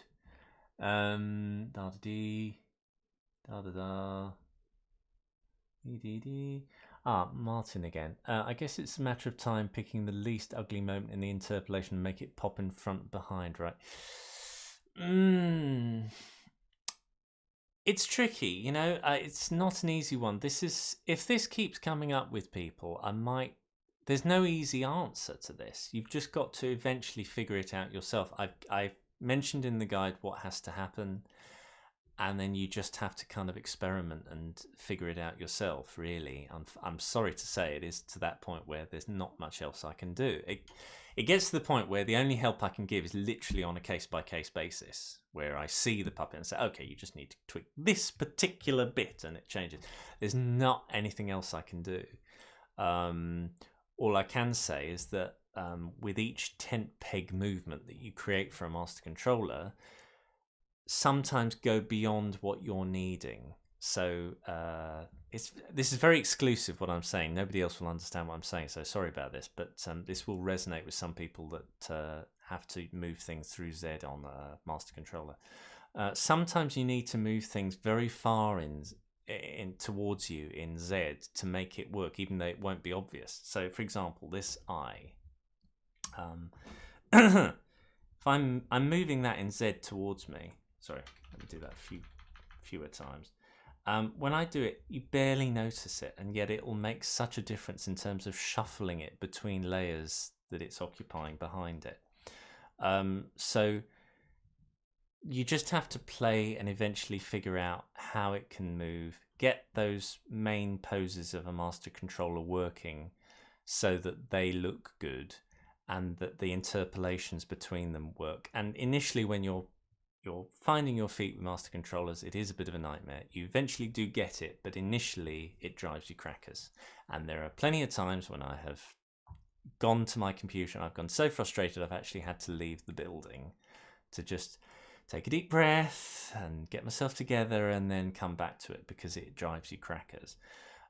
That's normal, and no guide in the world can explain away those issues. They're just what you have. So, and as I've noticed there, Stylus Rumbles, she's agreed with me. So that's nice to know. It's a normal thing. It's just, you can't get away from it. It's just normal. You just have to take deep breaths, take time out, reevaluate, come back to it, and then you'll get it, and it'll be fine. So, yeah, nice little ongoing discussion there. I'm glad Stylus Rumble popped in and helped out there, because it's very fiddly stuff. Now then, Joel Mayer, who are some of which of your? So I'm having to read this very far away, this very tiny type. Which are some of your biggest animation heroes? Well, it's interesting you mentioned that, because recently I was listening to an animation podcast. Because I don't know how many of you are on Twitter, but excuse me a moment. Somebody was mentioning, somebody had retweeted some ghastly person, I can't remember his name now, who had apparently worked with Chuck Jones back in the day, and he was picking apart Looney Tunes cartoons, the new ones, the really nice new ones that have been made, and was saying, this guy, he can't animate, he can't draw, and that's the problem with people, they can't draw. It was the most ghastly tirade against very talented people, and it was very depressing to watch, because I have worked sometimes with people who are that arrogant and who talk absolute nonsense, but because they're in a position of power, we all have to listen and to try to understand what they're talking about when they're not talking sense. You know, and they can be very talented. I'm not taking away from this particular talent the man this man had. I don't know what his work was like, but apparently he'd worked in the industry for years and thought he knew it all. And somebody mentioned about a podcast that he was mentioned in now, which had Nick Raniere talking about this man. And we didn't actually talk about this man. He talked about working at this company or something. And Nick Raniere is one of my animation heroes. He I don't know whether he designed, but he certainly was the lead animator on Beauty and the Beast Lumiere. And he also was the lead animator for I'll just fiddle around with him while I'm talking. He was the lead animator on The Emperor's New Groove, and he animated Hades in Hercules. The thing I love about his characters is that they have a delicacy to them and a precision, which I really appreciate. There's something quite special about the way he does stuff. And the thing that I found interesting about his podcast, his presence on, I think it was the animation podcast. If you type in the animation podcast, I think that's, and type in Nick Raniere. But I found it a bit depressing sometimes, because he was a man who I put on a pedestal and still do, and it came over very well actually, Nick Raniere. But the thing I found a bit depressing was that despite all of his successes, despite all of his triumphs and doing so well in the animation industry and all this sort of stuff and working on these big productions and whatever, you would sort of think by now, this is a man who can now kind of relax and think, well, I am of a certain caliber, and I know this to be the true, and I know this to be the case, and I can just relax. And he had all the anxieties that I've always had, and he still did. And I thought, oh, damn. Because I kind of hoped that at some point that kind of thing subsides, and it never does.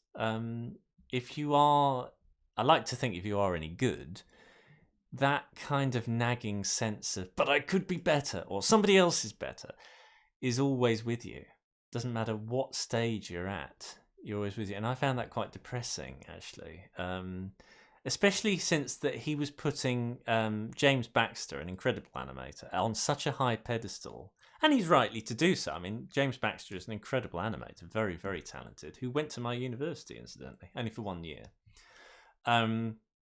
But he was very young when he started animating on Roger Rabbit. That was when he got his first big break, and then he sort of climbed the Disney ladder very, very quickly. And now his name is kind of like the modern Glenn Keane now. But Nick Raniere was putting him on a pedestal, and that was nice, but I was saddened to sort of hear him do that at the expense of his own work. I'm thinking, he's great, you are too.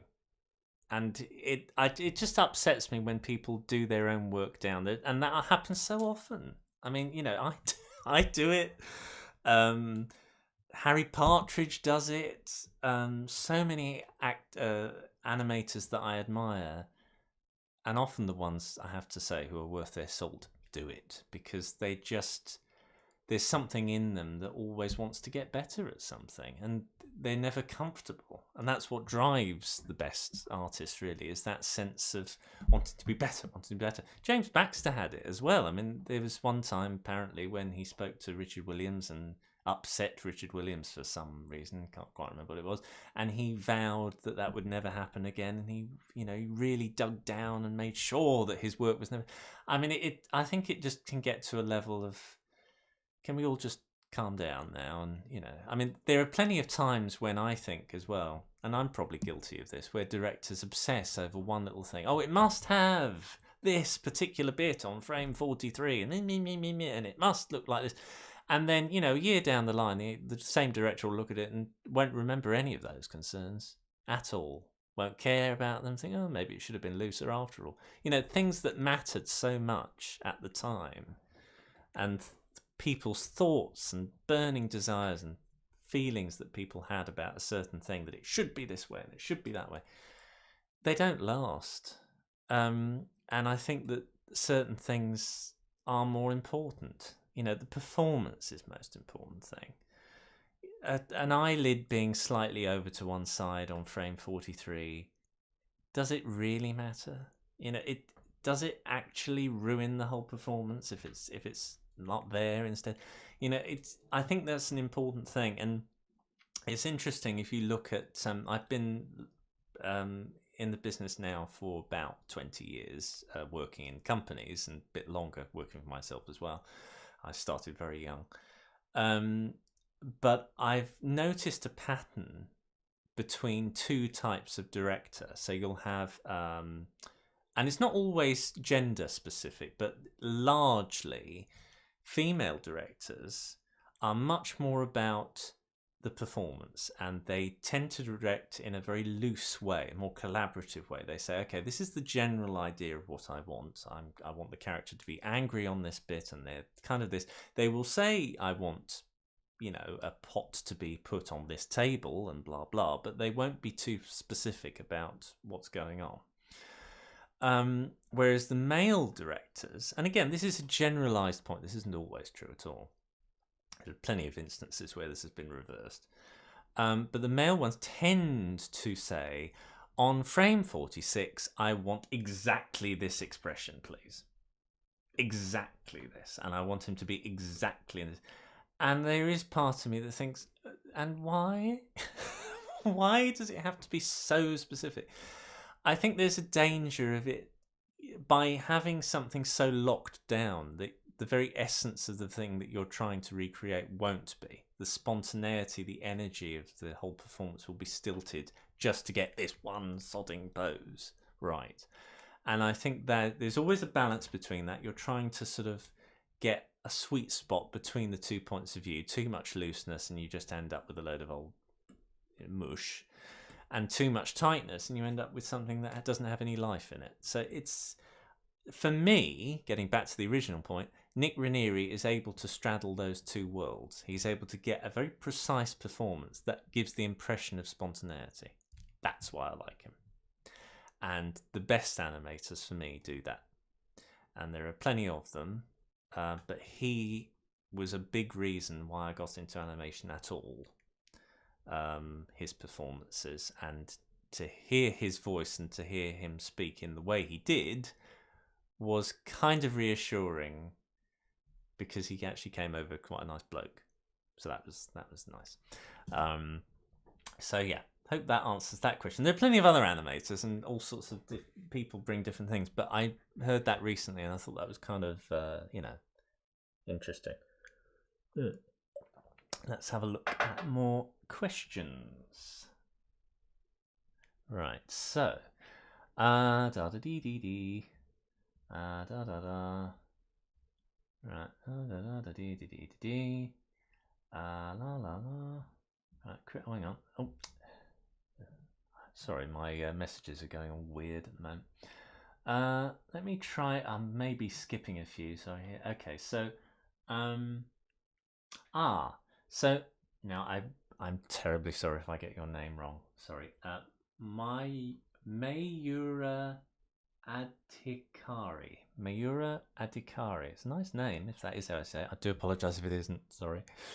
My question is, where is the proper position to place the pivot point for the eyes and the mouth? Now, I'm going to actually change my guide, because in my guide I say that the best place to position a pivot for the eye is here. And the reason I say that in the guide, which I stand by, is that you get this extra little bit of extra rigging, of sort of alarm. You've got that extra little sort of fleshiness that you can sort of animate with if you so want to at any point. You've just got that extra little bit of rigging. I now want to change that rule to, yes, being at the bottom, so you've still got that bit of fleshiness, but to be in the center part of the head. So it's the bottom center part of the, when I say center, I don't mean center of the eye, I mean center of the head, because this is the reason why. Say, for example, I want to manipulate the head to look as if it's looking more in this kind of direction, right? So if I move the face, it'd be nice to be able to do that properly. There we go. If I move it over here to get everything in the roughly the right place. If I want to foreshorten and change the eye, I can now just squish that eye, and it kind of, you see what it's got? Ignore the mouth. You can kind of see now what I've done there. Easily been able to just squash that eye back into the correct position, and it's in the right place. It's giving the impression that the head is kind of a curved surface by having that one squished like that and that one still straight. And that's what I did for the master controlled head. So if I turn the head around, you'll notice the eye does that. Just move that eye a little bit over there. That's it. So you'll notice it sort of squashing like that. And I can get a bit of squash there, and I can get a bit of squash there, but I don't know if it'll do it now. You see that? So it's a subtle little thing, but it gives you 2 extra little bonuses just by putting the pivot there, rather than the more obvious, let's put it in the center. Because all that does is roll the eye around, and you're never going to do that anyway, because you're only going to be moving the pupil around. So yeah, that's my little tip. So thanks for that question. Let's have a look. Next question. Okay. La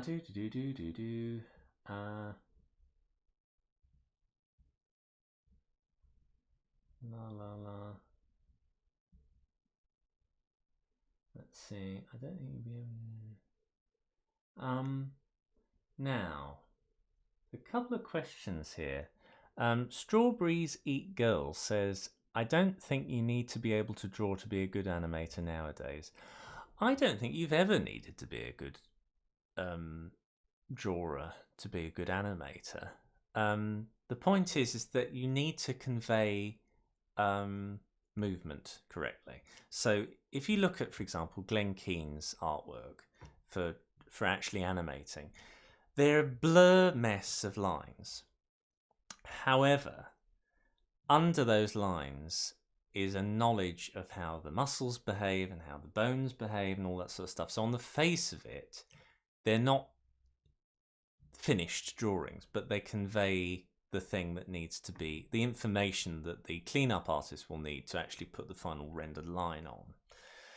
There's a difference between animating that and then, say, animating, I don't know, SpongeBob or something with a character that is deliberately stylized, that isn't really based in reality, that doesn't really have any bones and structure. But even with that, I think I'm contradicting myself a little bit here. The point is that there's 2 different brains. There's the brain that requires you to draw a beautiful picture, and then there's the brain that requires you to animate a performance.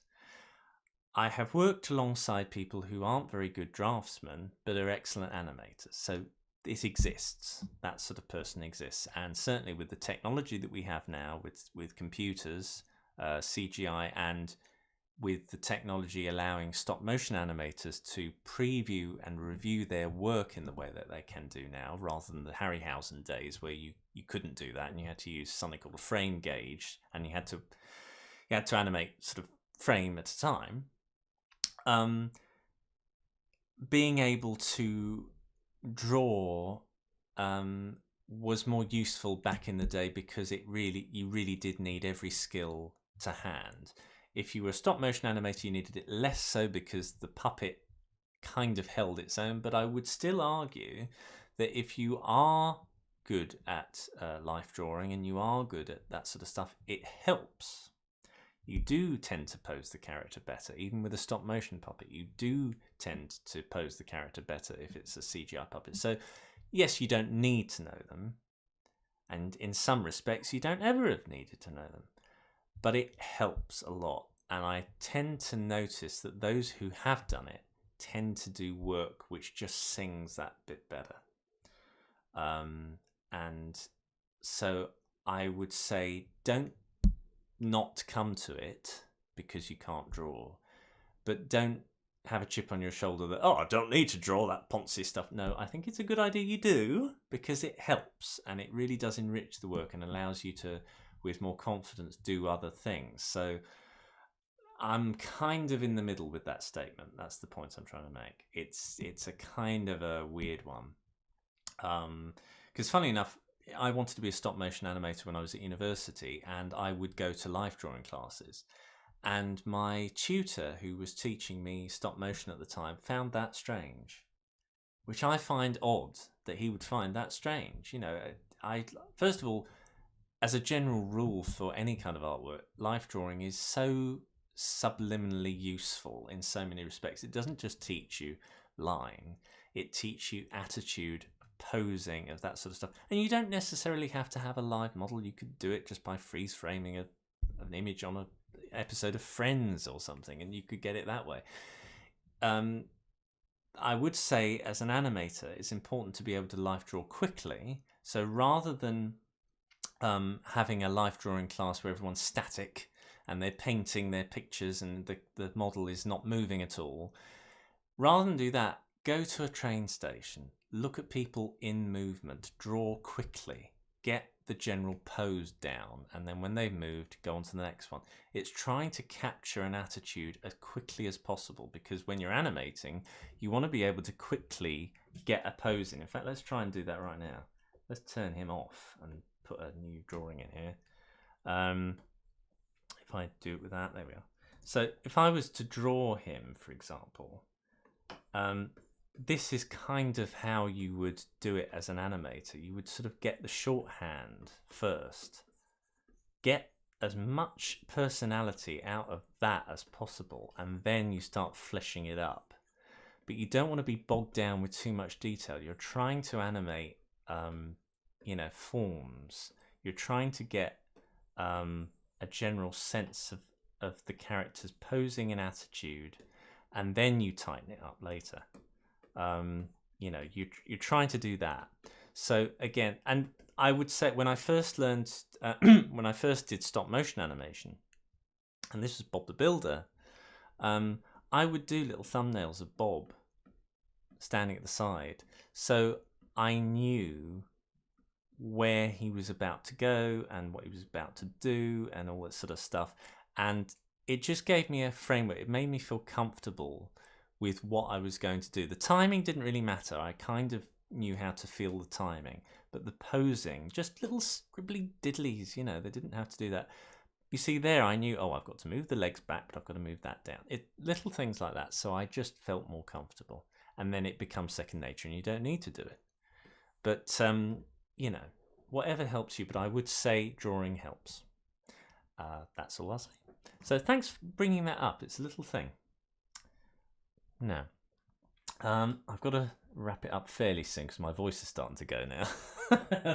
But this is quite nice. Let's have a look. La la la la la. Okay. Boop, boop, boop, boop. Right, let's see.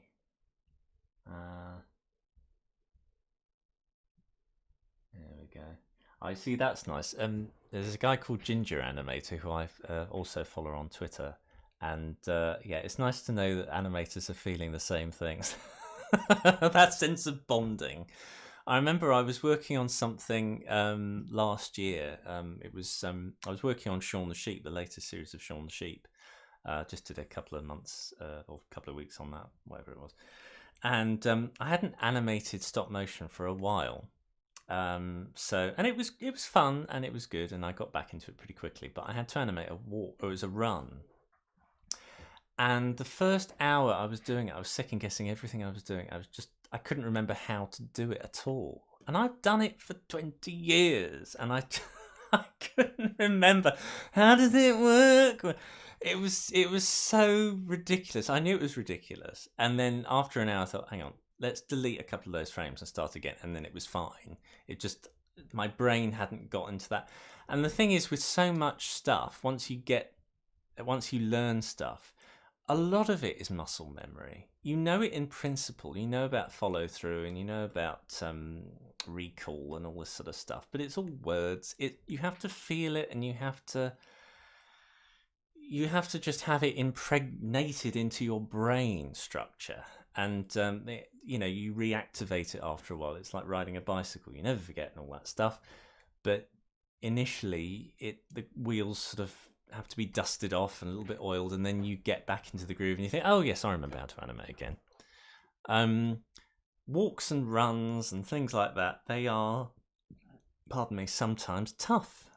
And especially because, to be fair to myself, I will have a little out here. one of the characters I'd never ever animated before in my life. It was a brand new puppet. I didn't know how it worked.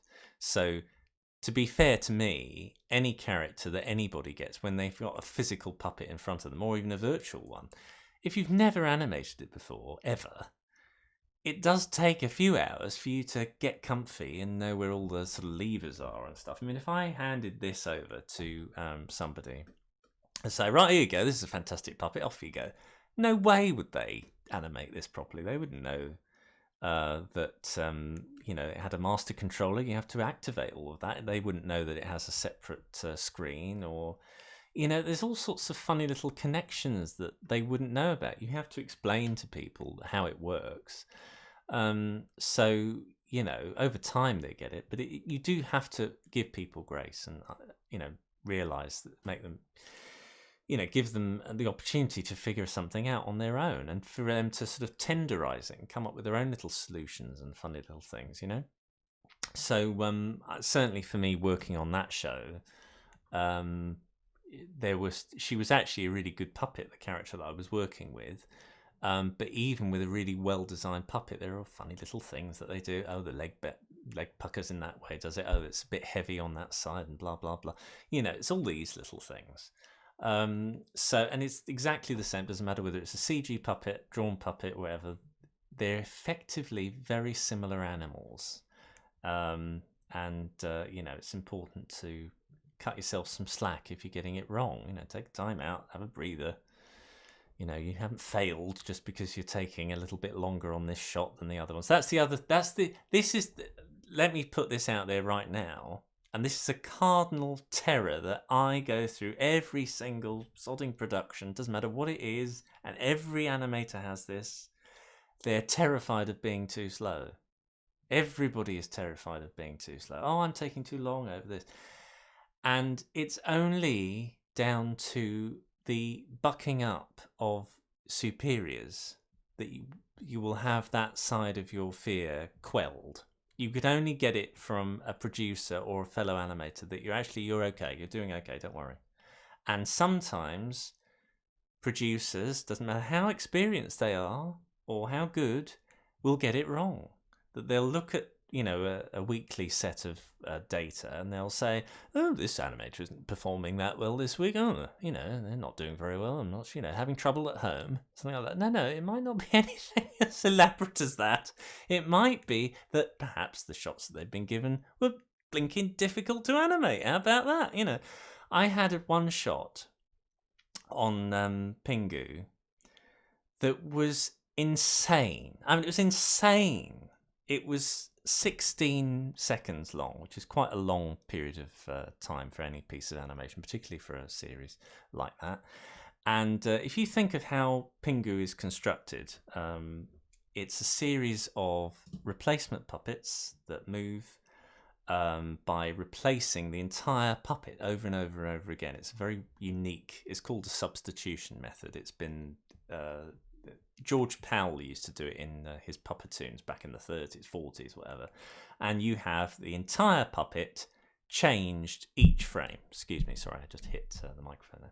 You change the entire puppet. So you'd have one frame that was like that, and then the other frame was like that, and the other one. It's an entirely different thing. You're moving. You mark out the place on the set, and you move the other one in. And anyway, I had to do this incredibly elaborate shot, and it had a camera move in it that was hand operated. It wasn't motion controlled. We had motion control cameras. This wasn't one of those. This was a hand operated camera move with cranks and cogs, and I had to move this thing. It was on tracks, and I had to move it up, and it had to do funny things with the focus, all manually over time. I had to plan it all out, and goodness knows what. All the characters had to be moved, and there were like 4 characters on screen, and they were moving this boulder up a hill, and it was and there was a ski lift going on in the background, all on ones. It was a fun time, and it took 4 days to animate. Which I would say, given the circumstances, isn't bad going, thank you. And that caused problems. I had people saying, it's taking you rather a long time. It's like, Yeah, it does. You know, something like this would take a long time to do because it's effing annoying and it's ridiculous. So I think the important thing to regard with all of this is to try and keep your head. You're not, and this is good advice coming from me because I always get worried. It doesn't matter what production it is. It doesn't matter how many times I tell myself this. Every production I get terrified that I'm too slow.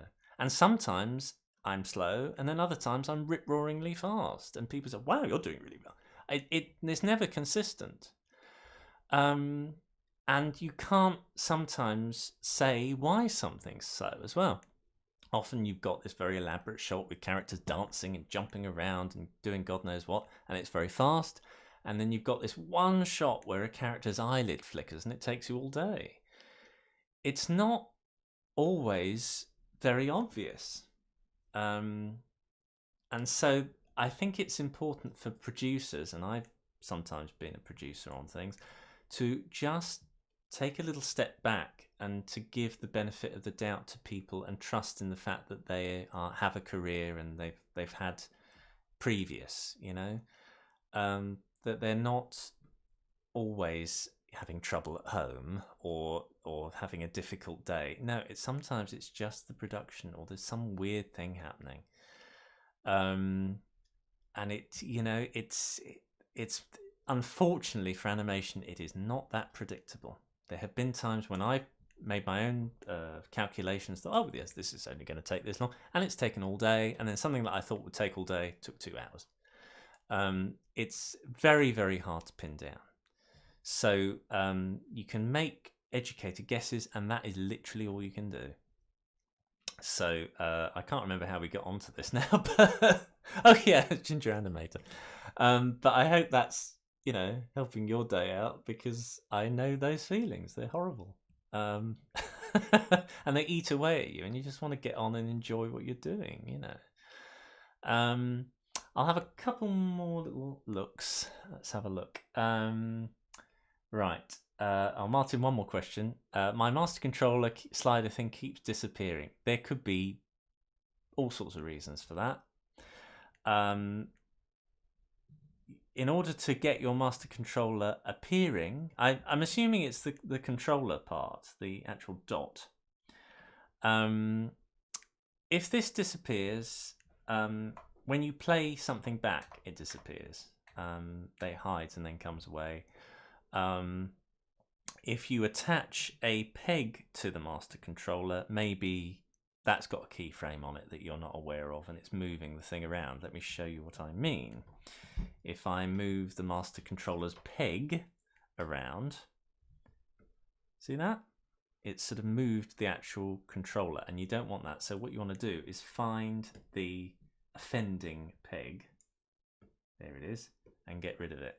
And perhaps turn off the animation ability and move it to the correct place. So long as you've got one keyframe in the right place, then it should have moved it to there permanently throughout the entire animation. That might be an issue. Other than that, I don't know. I'd have to look at your own personal file. Sorry if I can't help you.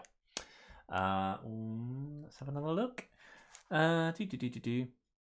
Another one from Joel Meyer. Are you itching to get back into doing claymation again once in a while? Depends. I sometimes get broody for it.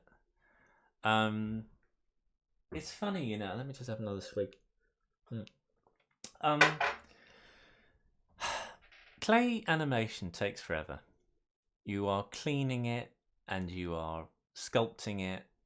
I won't go into specifics, but I've worked on a show where some of the characters were pure plasticine, and that little movement where I did him raising his arm up, that took 10 minutes, something like that, didn't it?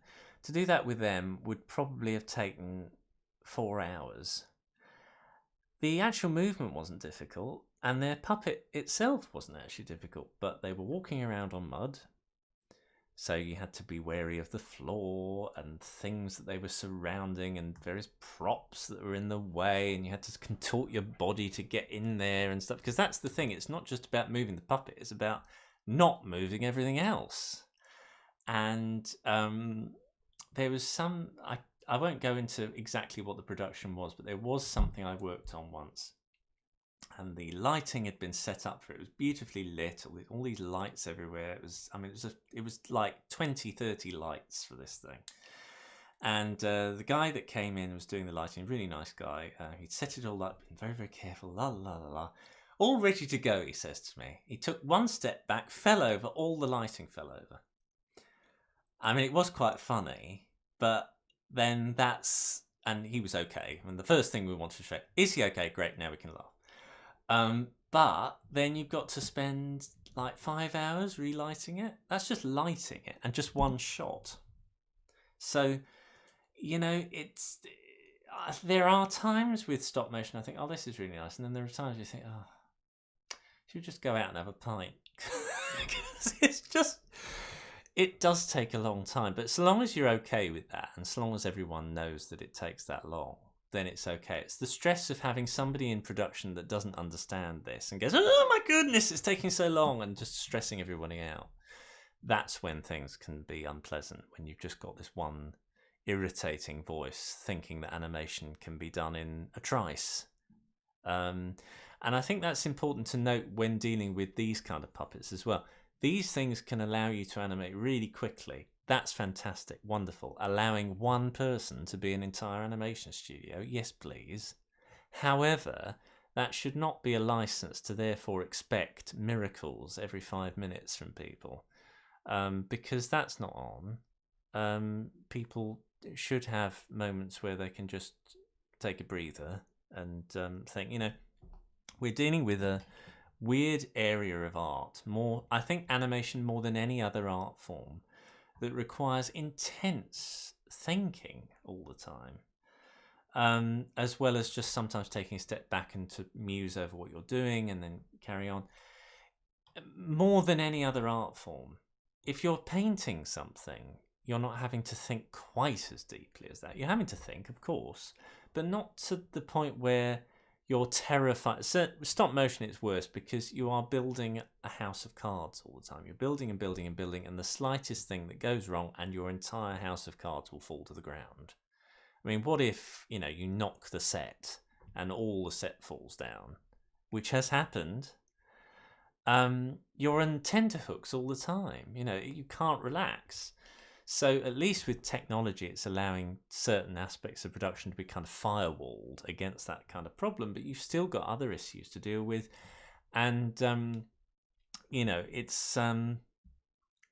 is tough. And I think that that needs to be, you know, always bear in mind. And the important point is how solitary this job is. You are very on your own all the time. If actors are acting, they can always turn to their other actors and say, oh, love, I really need a cup of tea, dear, and all this sort of stuff. Animators can't often do that very easily. Other animators want to be quiet. They want to be in their zone.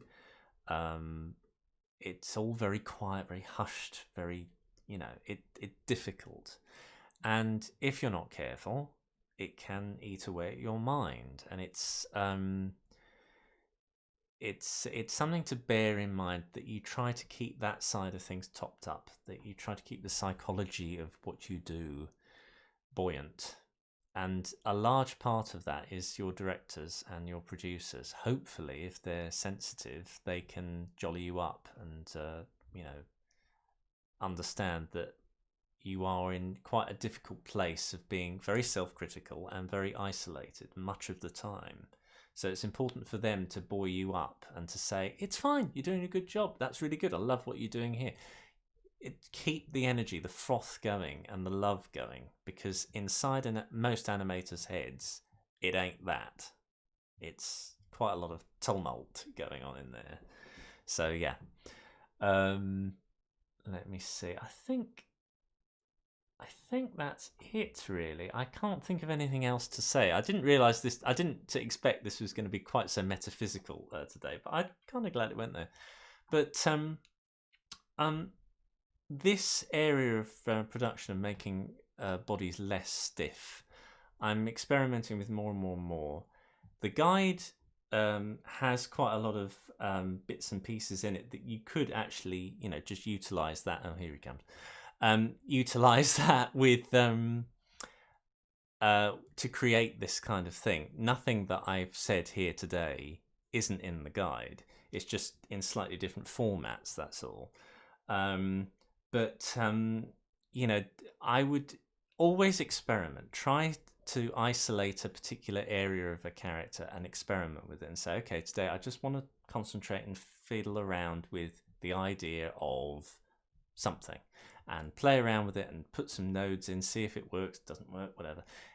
The more stuff you know about, the more stuff, it's important to have not just one method of doing something in your brain. It's good to have. That's why I put 4 different methods of IK in the book, and there's probably another one that I could put in there, because one method of IK works for one character, might not work for another character, or might not work for another situation. So it's important to have as many different recipes as possible for doing a similar job. That's my point. And one other thing I wanted to go over as well is his lighting as well. If you noticed in the finished animation, he has this kind of green lighting that rolls over him.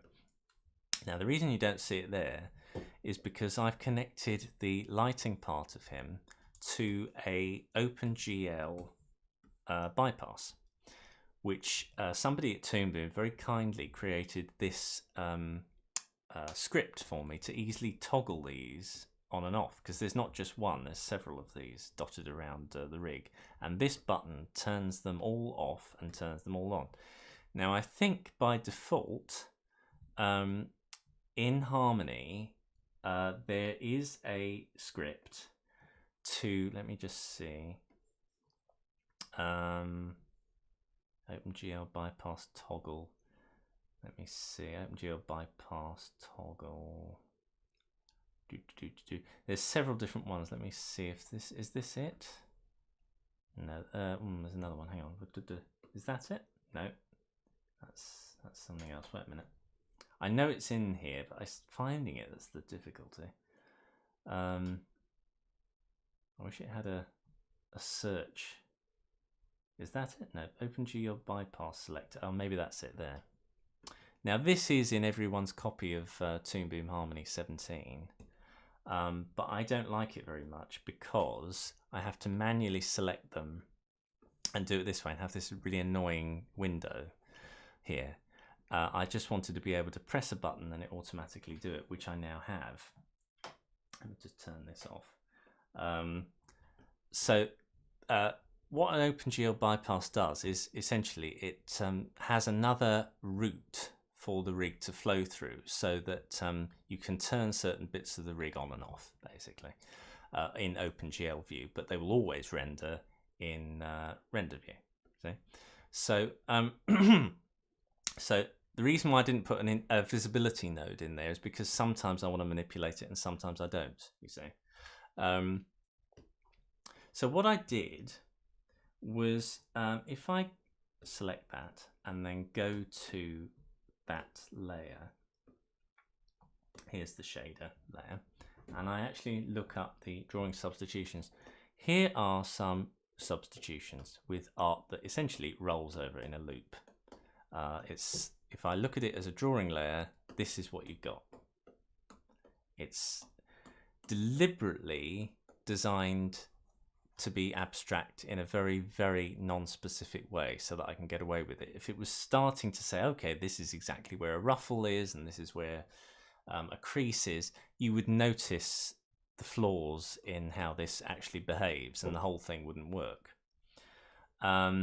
So, you know, this is, oh dear, this is what's happening here. So I've got, let me just get that, and then I think on 3s I did this.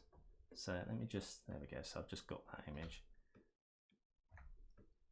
So I'm just selecting it until we get to the original. So that little collection there is a loop of animation.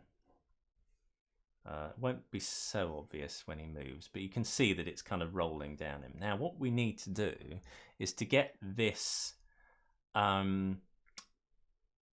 this thing rolling regularly over and over and over again automatically. So what you do is you select the frames that you want to have over and over again. Which frame is that? Right, okay, so we have to go up to here actually, about there. Copy cells and then paste it as a cycle, and let's say 99 times. It only goes up to 99. And then it'll play back. Boom-de-boom-de-boom-de-boom-de-boom. There you go. Now you notice that when it gets to here, it sort of doesn't work properly, and there's a sort of bit missing. So what we can do for that is, we've got the artwork rolling, that's fine. I've got a peg here that effectively changes the shape and size of the entire shade for the body. I've got another one for the head and another one for the hair, by the way.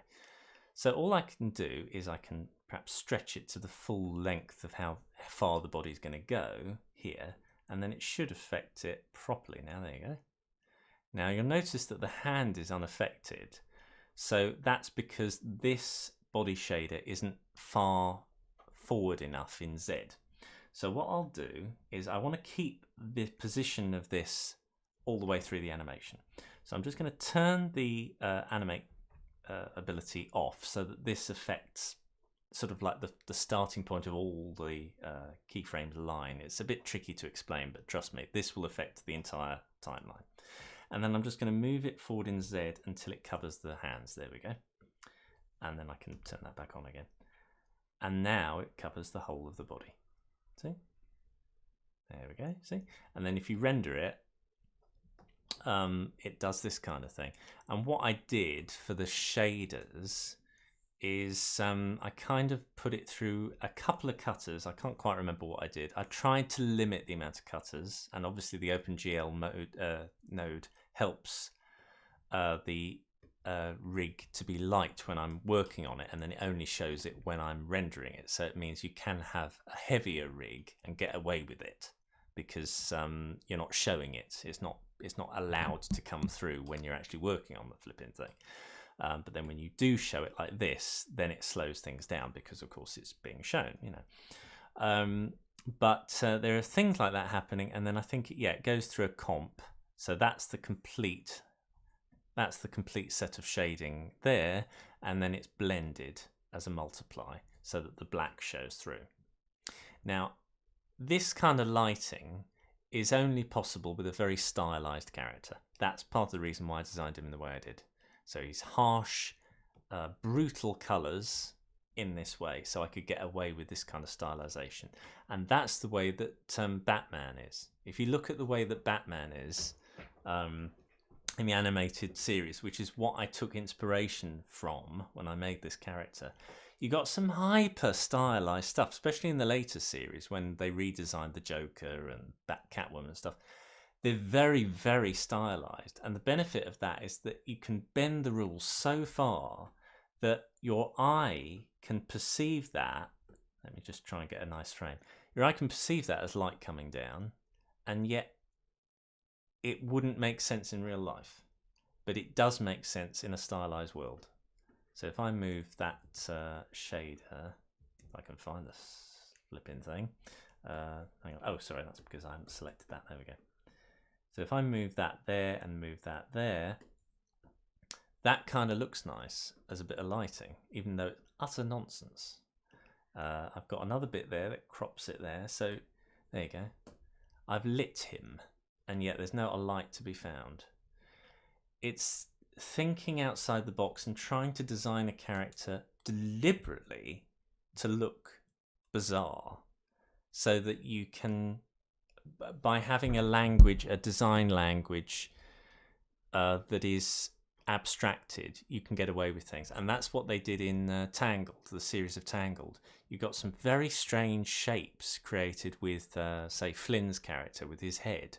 But you accept that because the whole world is stylized, so therefore you accept other things that if he was more realistic, you wouldn't be able to get away with. So that's the reason why I designed him in this way. And he's fun to look at. And things like the stylization of his hair is a deliberate attempt by me to say he is not realistic. His hair is not a realistic shade. It is deliberately designed weird with this fun iconic thing, so that therefore I can get away with it not moving correctly. If it looks realistic, you have to make it move realistically. Whereas if it doesn't look realistic, you don't have to. Your eye accepts it. I think at this point I'm going to have to leave it because my voice is starting to really go now. But it's been fun, and I hope you got some stuff out of this. And if you wouldn't mind, just rewatching the commercial, maybe in subscribing to Patreon, getting the book, that'd be great. And yeah, have a lovely day. Don't get too bogged down with all the comings and goings of life. Get inspired and all that sort of stuff. And yeah, hope you're well, and I'll speak to you again soon. Goodbye.